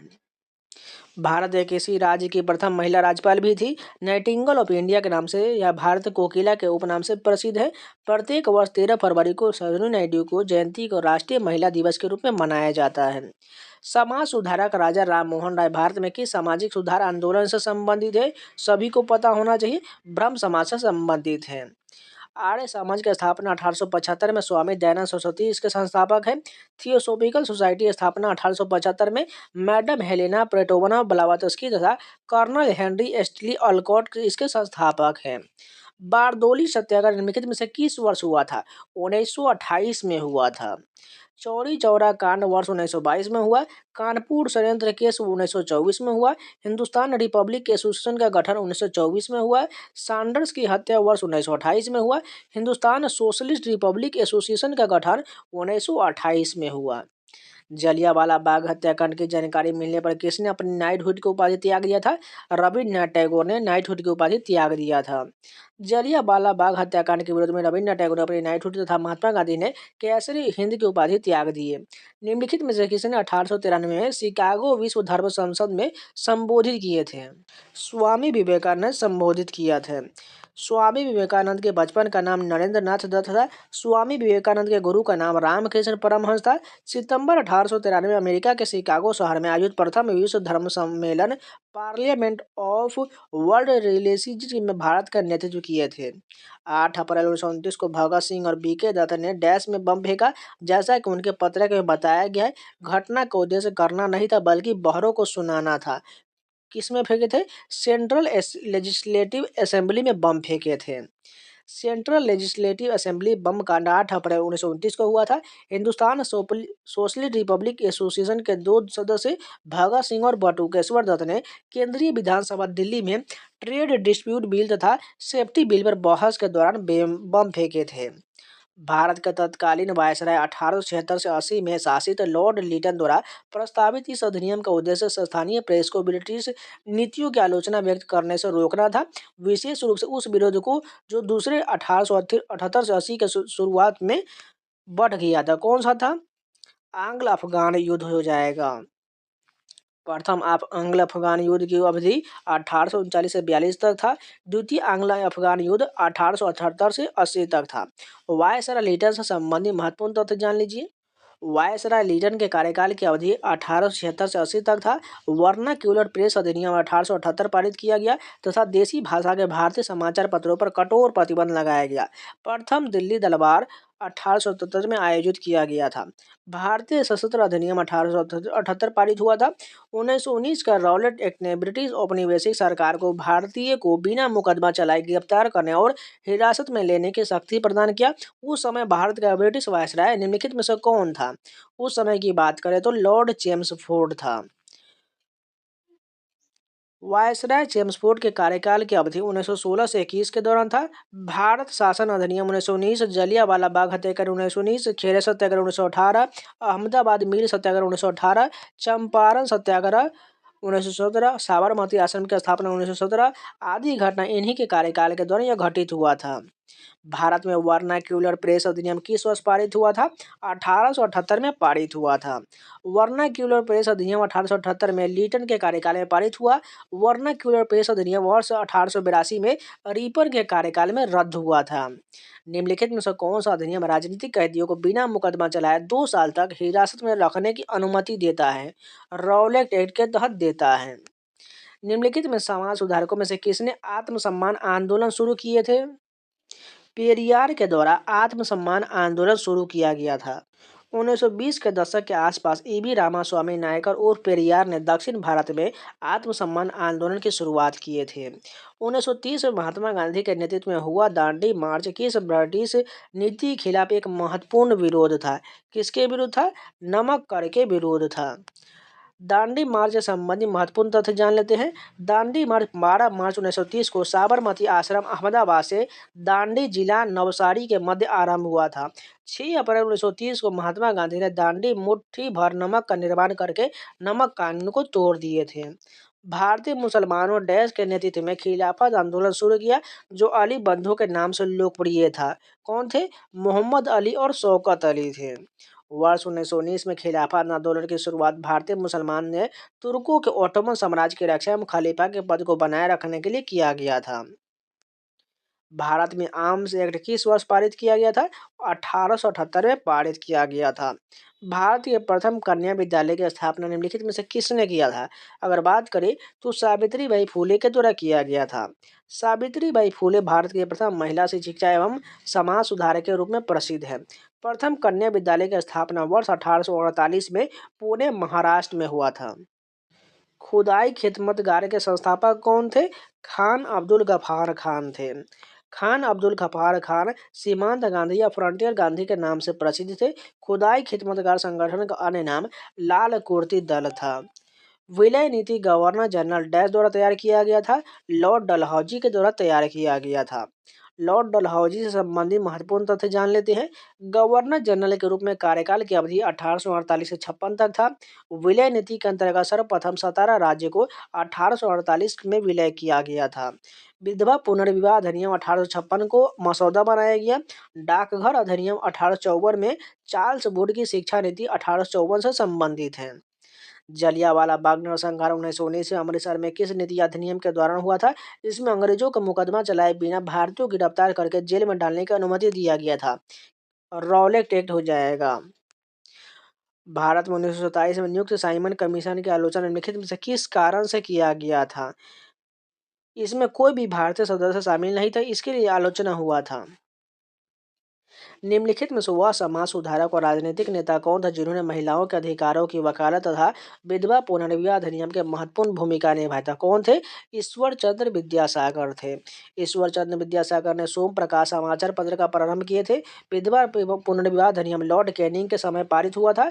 ईश्वर चंद्र विद्यासागर ने स्त्री शिक्षा के प्रचार के लिए बंगाल में अनेक विद्यालयों की स्थापना भी किए थे।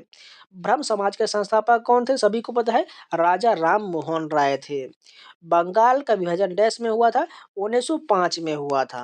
बंगाल विभाजन की घोषणा जुलाई 1905 में हुआ था। बंगाल विभाजन की घोषणा 16 अक्टूबर 1905 से प्रभावी हुआ था।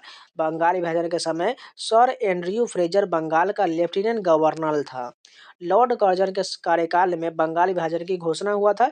बंगाल विभाजन वर्ष 1911 में लॉर्ड हार्डिंग के कार्यकाल में रद्द हुआ था। केंद्र में अंतरिम सरकार गठन निम्नलिखित में से किस वर्ष हुआ था? 1946 में हुआ था। लॉर्ड वेवेल ने पंडित जवाहरलाल नेहरू को 24 अगस्त 1946 को अंतरिम सरकार के गठन के लिए निमंत्रण दिया था। 2 सितंबर 1946 को पंडित जवाहरलाल नेहरू के नेतृत्व में अंतरिम सरकार ने शपथ लिया था।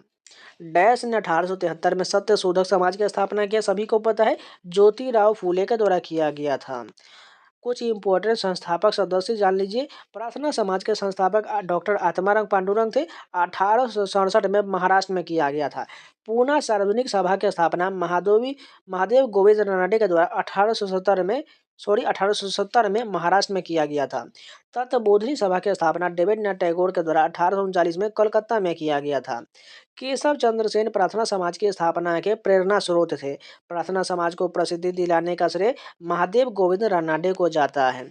वेद समाज की स्थापना डैश में हुआ था, मद्रास में हुआ था। वेद समाज ब्रह्म समाज से प्रेरित था। इसकी स्थापना वर्ष 1864 में मद्रास में हुआ था। महलबारी बंदोबस्त की व्यवस्था डैश द्वारा तैयार किया गया था, हॉल्ट मैकेंजी के द्वारा तैयार किया गया था। महलबारी व्यवस्था से संबंधित महत्वपूर्ण तथ्य जान लीजिए। महाल से आशय गांव से है। महलबारी बंदोबस्त के अंतर्गत गांव के मुखिया से सरकार का लगान वसूली का समझौता होता था। हॉल्ट मैकेंजी ने महलबारी बंदोबस्त का सूत्रपात किया था। महलबारी व्यवस्था के अंतर्गत ब्रिटिश भारत की भूमि का 30% भाग सम्मिलित था। थॉमस मुनरो एवं कैप्टन अलेक्जेंडर रीड का संबंध रैयतवाड़ी व्यवस्था से है। भारत में स्थायी बंदोबस्त की नीति डैश में शुरू किया गया था, 1793 में शुरू किया गया था। भारत में सर्वप्रथम बंगाल प्रांत में स्थायी बंदोबस्त की नीति वर्ष 1793 में लॉर्ड कॉर्नवालिस ने लागू किया था। कांग्रेस और मुस्लिम लीग के बीच लखनऊ समझौते पर हस्ताक्षर किस वर्ष किया गया था? 1916 में किया गया था। लखनऊ समझौता 1916 भारतीय राष्ट्रीय कांग्रेस और मुस्लिम लीग के मध्य हुआ था। भारतीय राष्ट्रीय कांग्रेस के वर्ष 1916 के लखनऊ अधिवेशन की अध्यक्षता अंबिका चरण मजूमदार ने किया था। वर्ष 1916 के लखनऊ अधिवेशन में उग्रवादियों के पुनः 9 वर्ष पश्चात भारतीय राष्ट्रीय कांग्रेस में वापसी हुआ था। भारत में प्रथम स्वतंत्रता संग्राम निम्नलिखित में से किस वर्ष में हुआ था? 1857 में हुआ था।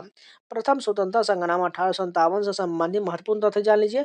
वर्ष 1857 की क्रांति के प्रमुख राजनीतिक कारण लॉर्ड वेलेस्ली की सहायक संधि एवं लॉर्ड डलहौजी का व्यक्तिगत सिद्धांत यानी हड़प नीति था। वर्ष 1857 की क्रांति की शुरुआत 10 मई 1857 को मेरठ से हुआ था। सरदार वल्लभ भाई पटेल ने वर्ष डैश में कांग्रेस के अध्यक्ष के रूप में कार्य किए थे। 1931 में किए थे कराची अधिवेशन में। सरदार वल्लभ भाई पटेल से संबंधित महत्वपूर्ण तथ्य जान लीजिए। भारत के प्रथम उप प्रधानमंत्री थे। भारत के प्रथम गृह मंत्री थे। बारदोली सत्याग्रह 1928 के नेतृत्वकर्ता भी थे। भारत के लौह पुरुष उपनाम से प्रसिद्ध है। भारतीय राष्ट्रीय कांग्रेस के वर्ष 1931 के कराची अधिवेशन के अध्यक्ष थे। वर्ष 1991 में मरणोपरांत भारत के सर्वोच्च नागरिक सम्मान भारत रत्न से सम्मानित हो चुके हैं। स्वामी दयानंद सरस्वती निम्नलिखित में से किस सुधार संघ के संस्थापक थे? आर्य समाज के संस्थापक थे। आर्य समाज से संबंधित महत्वपूर्ण तथ्य देखिए। वर्ष 1875 में बंबई में इसकी स्थापना किया गया। वर्ष 1877 में मुख्यालय लाहौर में स्थापित किया गया। स्वामी दयानंद सरस्वती ने वेदों की ओर लौटो का नारा भी दिए थे। बांग्लादेश का राष्ट्रीय गान अमार सोनार बांग्ला निम्नलिखित में से किसने लिखा? सभी को पता है, रविन्द्रनाथ टैगोर के द्वारा लिखा गया है। विजय विश्ववती तिरंगा प्यारा यह जो है श्यामालाल गुप्ता पार्षद के द्वारा लिखा गया है। जनगण मन अधिनायक जय हो ये रविन्द्रनाथ टैगोर के द्वारा लिखा गया है। इनकलाब जिंदाबाद का नारा प्रयोग प्रचलन व्यापक रूप से सरदार भगत सिंह द्वारा किया गया, लेकिन इसके मूल रचनाकार हसरत मोहानी थे। औपनिवेशिक भारत में इंडियन एसोसिएशन की स्थापना निम्नलिखित में से किस स्थान पर हुआ था? ये जो है कलकत्ता में हुआ था। इंडियन एसोसिएशन की स्थापना वर्ष 1876 में सुरेंद्र नाथ बनर्जी और आनंद मोहन बोस ने अल्बर्ट हॉल कलकत्ता में किया। संस्थापक सुरेंद्र नाथ बनर्जी तथा सचिव आनंद मोहन बोस थे। जलियांवाला बाग हत्याकांड के लिए कौन जिम्मेदार था? जनरल डायर जिम्मेदार था। 1885 में आयोजित कांग्रेस के प्रथम अधिवेशन के अध्यक्ष कौन थे? उमेश चंद्र बनर्जी थे। भारतीय राष्ट्रीय कांग्रेस के प्रथम मुस्लिम अध्यक्ष बदरुद्दीन तैयब जी थे। भारतीय राष्ट्रीय कांग्रेस के प्रथम यूरोपीय अध्यक्ष जॉर्ज यूल थे। भारतीय राष्ट्रीय कांग्रेस के प्रथम पारसी अध्यक्ष दादा भाई नेहरूजी थे। उधम सिंह ने किसकी हत्या किया था? माइकल ओ डायर की हत्या किए थे। सरदार उधम सिंह ने वर्ष 1940 में माइकल ओ डायर की कैब्स्टन हॉल लंदन में गोली मारकर हत्या की थी। सरदार उधम सिंह को 31 जुलाई 1940 को पेंटनाविले जिले लंदन में फांसी दे दिया गया था। वंदे मातरम गीत निम्नलिखित में से किस लेखक ने अपने एक उपन्यास में उद्धृत किया है? बंकिम चंद्र चट्टोपाध्याय ने किया है। आनंद मठ उपन्यास बांग्ला भाषा में रचित है। इस उपन्यास की पृष्ठभूमि सन्यासी विद्रोह पर आधारित है। दिसंबर 1929 में डैश की अध्यक्षता में लाहौर में पूर्ण स्वराज की मांग को औपचारिक रूप दिया था। इसके कौन हो जाएंगे? जवाहरलाल नेहरू की अध्यक्षता में किया गया था। भारतीय राष्ट्रीय कांग्रेस का वर्ष 1929 के अधिवेशन से संबंधित महत्वपूर्ण तथ्य देख लेते हैं। भारतीय राष्ट्रीय कांग्रेस का लाहौर अधिवेशन 1929 के अध्यक्ष जवाहरलाल नेहरू थे। इस अधिवेशन में पूर्ण स्वराज का प्रस्ताव पारित किया गया था।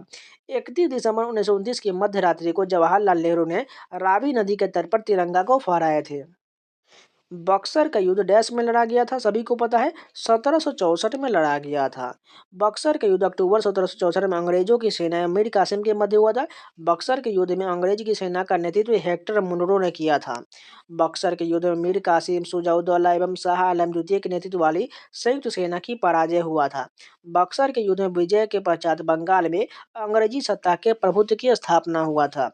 वही 1893 में शिकागो में हुए विश्व धर्म संसद में दिए गए उनके भाषण के लिए लोकप्रिय है। जहां वे किसे कहा जा रहा है, उसे की बात करें तो इसे स्वामी विवेकानंद कहा जा रहा है, क्योंकि इन्होंने ही भाषण दिए थे। असहयोग आंदोलन के प्रस्ताव की पुष्टि दिसंबर 1920 में डैश में आयोजित भारतीय राष्ट्रीय कांग्रेस के वार्षिक अधिवेशन में किया गया था। नागपुर अधिवेशन में किया गया था। भारतीय राष्ट्रीय कांग्रेस के इस वार्षिक सम्मेलन की अध्यक्षता विजय राघवाचारी ने किया था। डॉक्टर भीमराव अंबेडकर द्वारा दलित वर्ग संघ की स्थापना किस वर्ष में किया गया? 1930 में किया गया था। डॉक्टर भीमराव से संबंधित कुछ महत्वपूर्ण तथ्य जान लेते हैं। डॉक्टर भीमराव अंबेडकर ने वर्ष 1930 में अखिल भारतीय दलित वर्ग की स्थापना किए थे। डॉक्टर भीमराव अंबेडकर ने बहिष्कृत भारत समाचार पत्र का प्रारंभ किए थे। डॉक्टर भीमराव अंबेडकर ने तीनों गोलमेज सम्मेलन में भाग लिए थे। डॉक्टर भीमराव अंबेडकर को वर्ष 1936 में दलित वर्गों के हितों की रक्षा हेतु इंडिपेंडेंट लेबर पार्टी का गठन भी किए थे। 1919 में गांधी जी ने डैश के विरोध में सत्याग्रह का आह्वान किए थे और रॉलेट एक्ट के विरोध में किए थे। सितंबर 1948 में भारतीय सेना ने अपने हस्तक्षेप द्वारा किस रियासत पर अधिकार स्थापित कर लिया था? हैदराबाद पर कर लिया था। हैदराबाद भारत की सबसे बड़ी रियासत था। भारतीय सेना ने ऑपरेशन पोलो या कैटरपिलर के माध्यम से हैदराबाद रियासत को भारत में विलय किया था। 1866 में लंदन ईस्ट इंडिया एसोसिएशन की स्थापना निम्नलिखित में से किसने किया था? दादा भाई नौरोजी के द्वारा किया गया था। 1919 में निम्नलिखित में से कौन सी प्रमुख घटना घटा था? अगर बात करें 1919 में बहुत सारी घटना था, जिसमें से जलियांवाला बाग हत्याकांड बहुत महत्वपूर्ण हो जाएगा। कुछ इंपॉर्टेंट जान लीजिए। बंगाल विभाजन 1905 में हुआ था। चंपारण आंदोलन 1917 में हुआ था। जलियांवाला बाग हत्याकांड 1919 में हुआ था। असहयोग आंदोलन 1920 से 22 के दौरान था। डैश और डैश ने काउंसिल राजनीति को वापस लेने के लिए कांग्रेस के तहत स्वराज पार्टी का गठन किया था। किसके द्वारा किया गया था? मोतीलाल नेहरू और चित्तरंजन दास के द्वारा स्वराज पार्टी का गठन किया गया था। स्वराज पार्टी से संबंधित महत्वपूर्ण तथ्य जान लीजिए। स्थापना 1930 में इलाहाबाद में। अन्य नाम कांग्रेस, खिलाफत, स्वराज पार्टी। इसके अध्यक्ष चित्तरंजन दास थे। महासचिव मोतीलाल नेहरू थे। प्रार्थना समाज की स्थापना डैश में बम्बई में हुआ था। 1867 में बम्बई में किया गया था। महात्मा गांधी जनवरी डैश में भारत लौटे थे। 1915 में लौटे थे। जन्म 2 अक्टूबर 1869 को पोरबंदर गुजरात में हुआ था। फिनिक्स आश्रम की स्थापना किए थे। हिंद स्वराज पुस्तक के लेखक है। महात्मा गांधी के राजनीतिक गुरु गोपाल कृष्ण गोखले थे। डैश में ईस्ट इंडिया कंपनी ने इंग्लैंड के महारानी एलिजाबेथ प्रथम से एक चार्टर प्राप्त किया, जिससे इसे पूरब के साथ व्यापार करने का एक अधिकार मिल गया। 1600 में पारित हुआ था। 31 दिसंबर 1600 को महारानी एलिजाबेथ प्रथम ने एक शाही फरमान जारी किया, जिसमें कंपनी को प्रारंभ में 15 वर्ष के लिए पूर्वी देशों से व्यापार करने का एकाधिकार प्राप्त हुआ था। कुख्यात जलियांवाला बाग हत्याकांड की घटना कब हुआ था? सभी को पता है, 13 अप्रैल 1919 को हुआ था। मोहम्मद अली जिन्ना, मदन मोहन मालवीय और मजहूर उल हक ने शाही विधान परिषद से त्यागपत्र क्यों दिए थे? रॉलेट एक्ट के खिलाफ विरोध करने के लिए दिए थे। उन्होंने मातृभूमि के लिए वंदे मातरम गीत की रचना की। यहाँ उन्होंने किसे कहा जा रहा है? वंदे मातरम गीत की रचना बंकिम चंद्र चट्टोपाध्याय द्वारा किया गया है। प्रथम बार वंदे मातरम गीत जो है भारतीय राष्ट्रीय कांग्रेस के वर्ष 1896 के कलकत्ता अधिवेशन में गाया गया था। इस अधिवेशन की अध्यक्षता रहीमतुल्ला एम सयानी ने किए थे। निम्नलिखित में से कौन सी पुस्तक स्वामी दयानंद सरस्वती द्वारा लिखा गया है? सत्यार्थ प्रकाश जो है यह स्वामी दयानंद सरस्वती के द्वारा लिखा गया है। कुछ इंपोर्टेंट पुस्तक देख लीजिए। काबुली वाला के लेखक रविन्द्रनाथ टैगोर है। गीतांजलि के लेखक रविन्द्रनाथ टैगोर है। स्ट्रेट बर्ड्स के लेखक भी रविन्द्रनाथ टैगोर है। निम्नलिखित में से कौन सा सत्याग्रह डॉक्टर भीमराव अम्बेडकर ने नेतृत्व किया था? किसके जो है महान सत्याग्रह का नेतृत्व जो है भीमराव अम्बेडकर द्वारा किया गया था। चौरी चौरा की घटना किस आंदोलन के दौरान हुआ था? असहयोग आंदोलन के दौरान जो है चौरी चौरा की घटना हुआ था। कुछ इंपॉर्टेंट घटना जान लीजिए। चंपारण आंदोलन वर्ष 1917 में हुआ था। असहयोग आंदोलन 1920 से 22 में हुआ था। सविनय अवज्ञा आंदोलन 1930 में हुआ था। भारत छोड़ो आंदोलन 1922 में 42 में हुआ था। चौरी चौरा कांड फरवरी 1922 को गोरखपुर के संयुक्त प्रांत में हुआ था। चौरी चौरा कांड के फलस्वरूप 12 फरवरी 1922 को असहयोग आंदोलन समाप्त हो गया था। पूना पैक्ट के परिणाम स्वरूप हरिजन सेवक संघ की स्थापना कब हुआ था? 1932 में हुआ था। पूना पैक्ट सितंबर 1932 में महात्मा गांधी एवं डॉक्टर भीमराव अम्बेडकर के मध्य हुआ था। पूना पैक्ट पर दलित प्रतिनिधि के रूप में डॉक्टर भीमराव अम्बेडकर ने और महात्मा गांधी की तरफ से मदन मोहन मालवीय ने हस्ताक्षर किया था। महात्मा गांधी ने हरिजन सेवक संघ की स्थापना किए थे। महात्मा गांधी ने वर्ष 1932 में हरिजनों के कल्याण हेतु अखिल भारतीय छुआछूत विरोधी लीग की स्थापना एवं हरिजन साप्ताहिक पत्र का प्रकाशन भी किए थे। 1877 में वायसराय लीटर ने डैश को भारत की सामग्री के रूप में स्वीकार करने के लिए दरबार का आयोजन किया था। एलिजाबेथ महारानी विक्टोरिया के लिए ऐसा नेतृत्व किया गया था। वर्ष 1873 में प्रथम दिल्ली दरबार का आयोजन लॉर्ड लीटन के समय हुआ था, जिसमें ब्रिटेन की महारानी विक्टोरिया को कैसरे हिंद की उपाधि प्रदान किया गया था। निम्नलिखित में से कौन ब्रिटिश भारत में भारतीय सिविल सेवा में भर्ती होने वाले प्रथम भारतीय थे? सत्येंद्रनाथ टैगोर थे। सत्येंद्रनाथ टैगोर ने वर्ष 1863-64 में ब्रिटिश भारत में भारतीय सिविल सेवा की परीक्षा उत्तीर्ण किए थे। भारतीय राष्ट्रीय कांग्रेस की स्थापना कब हुआ था? 1885 में हुआ था। भारतीय राष्ट्रीय कांग्रेस से संबंधित कुछ तथ्य जान लेते हैं। भारतीय राष्ट्रीय कांग्रेस के संस्थापक एलन एक्टुअन हुम थे। स्थापना की बात करें 28 दिसंबर 1885 को हुआ। प्रथम अधिवेशन आयोजन गोकुल दास तेजपाल संस्कृत कॉलेज ग्वालियर टैंक बम्बई में हुआ। प्रथम अधिवेशन का अध्यक्ष डब्ल्यू.सी. बनर्जी थे। प्रथम अधिवेशन में भाग लेने वाले सदस्यों की संख्या 72 था। भारतीय राष्ट्रीय कांग्रेस की स्थापना के समय वायसराय लॉर्ड डफरिन था। स्वामी दयानंद सरस्वती ने एक संगठन डैश जिसने हिंदू धर्म में सुधार का प्रयास किया स्थापना किए थे। स्वामी दयानंद सरस्वती ने आर्य समाज की स्थापना किए थे। विधवा पुनर्विवाह का समर्थन करने वाले बंगाली समाज सुधारक और लेखक का नाम कौन है?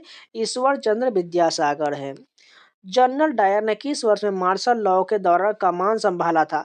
1919 के दौरान संभाला था। जनरल डायर जलियांवाला बाग हत्याकांड 1919 से संबंधित है। इसकी मृत्यु 1927 में हुआ था। किसने स्वतंत्रता पूर्व भारत में गरीबी रेखा की अवधारणा प्रस्तुत किया था? दादा भाई नौरोजी के द्वारा किया गया था। दादा भाई नौरोजी से संबंधित कुछ तथ्य जान लीजिए। Property and on British rule in India पुस्तक के लेखक हैं। भारतीय राष्ट्रीय कांग्रेस के 3 अधिवेशन 1886, 1893 एवं 1906 में अधिवेशन की अध्यक्षता किए हैं। आत्माराम पांडुरंग ने 1868 में बम्बई में किस संस्था की स्थापना किए थे? अगर बात करें तो प्रार्थना समाज की स्थापना किए थे। रामकृष्ण मिशन की स्थापना 1897 में कलकत्ता में स्वामी विवेकानंद ने किए थे। जलियांवाला बाग हत्याकांड 1919 में हुआ था। जलियांवाला बाग कहाँ स्थित है? ये जो है अमृतसर पंजाब में स्थित है। निम्नलिखित में से 3 का नाम अक्सर समूह के रूप में एक साथ प्रयोग किया जाता है। निम्नलिखित में से विषम व्यक्ति का चयन कीजिए। कौन इसमें से विषम है? दादा भाई नौरोजी हो जाएंगे, क्योंकि लाल बाल पाल के नाम से ये सभी लाला लाजपत राय, बाल गंगाधर तिलक और बिपिन चंद्र पाल को जाना जाता है। राष्ट्रीय आंदोलन के दौरान दादा भाई नौरोजी को भारतीय राजनीति का द ग्रैंड ओल्ड मैन कहा जाता है। लाला लाजपत राय लाल, बाल गंगाधर तिलक बाल और बिपिन चंद्र पाल को पाल भारतीय राष्ट्रीय कांग्रेस के उग्रवादी गरम दल के प्रमुख नेताओं में से थे। अंग्रेज द्वारा पारित निम्नलिखित में से किस अधिनियम ने भारतीयों को हथियार रखने की अनुमति नहीं दिया था? आर्म्स एक्ट 1878 के तहत नहीं दिया था। भारतीय सशस्त्र अधिनियम आर्म्स एक्ट वर्ष 1878 में लॉर्ड लिटन के कार्यकाल में पारित हुआ था। इस अधिनियम के अनुसार सशस्त्र रखने तथा इसके व्यापार हेतु लाइसेंस अनिवार्य कर दिया गया था। मध्य भारत में बस्तर विद्रोह डैश कब हुआ था? 1910 में बस्तर विद्रोह हुआ था। प्रमुख विद्रोह जान लीजिए। मोपला विद्रोह 1921 में हुआ था। नील विद्रोह 1859-60 में हुआ था। पाबना विद्रोह 1873-76 में हुआ था। संथाल विद्रोह 1855 से 56 में हुआ था। निम्नलिखित में से कौन खुदाई खिदमतगार के अहिंसक आंदोलन के संस्थापक थे?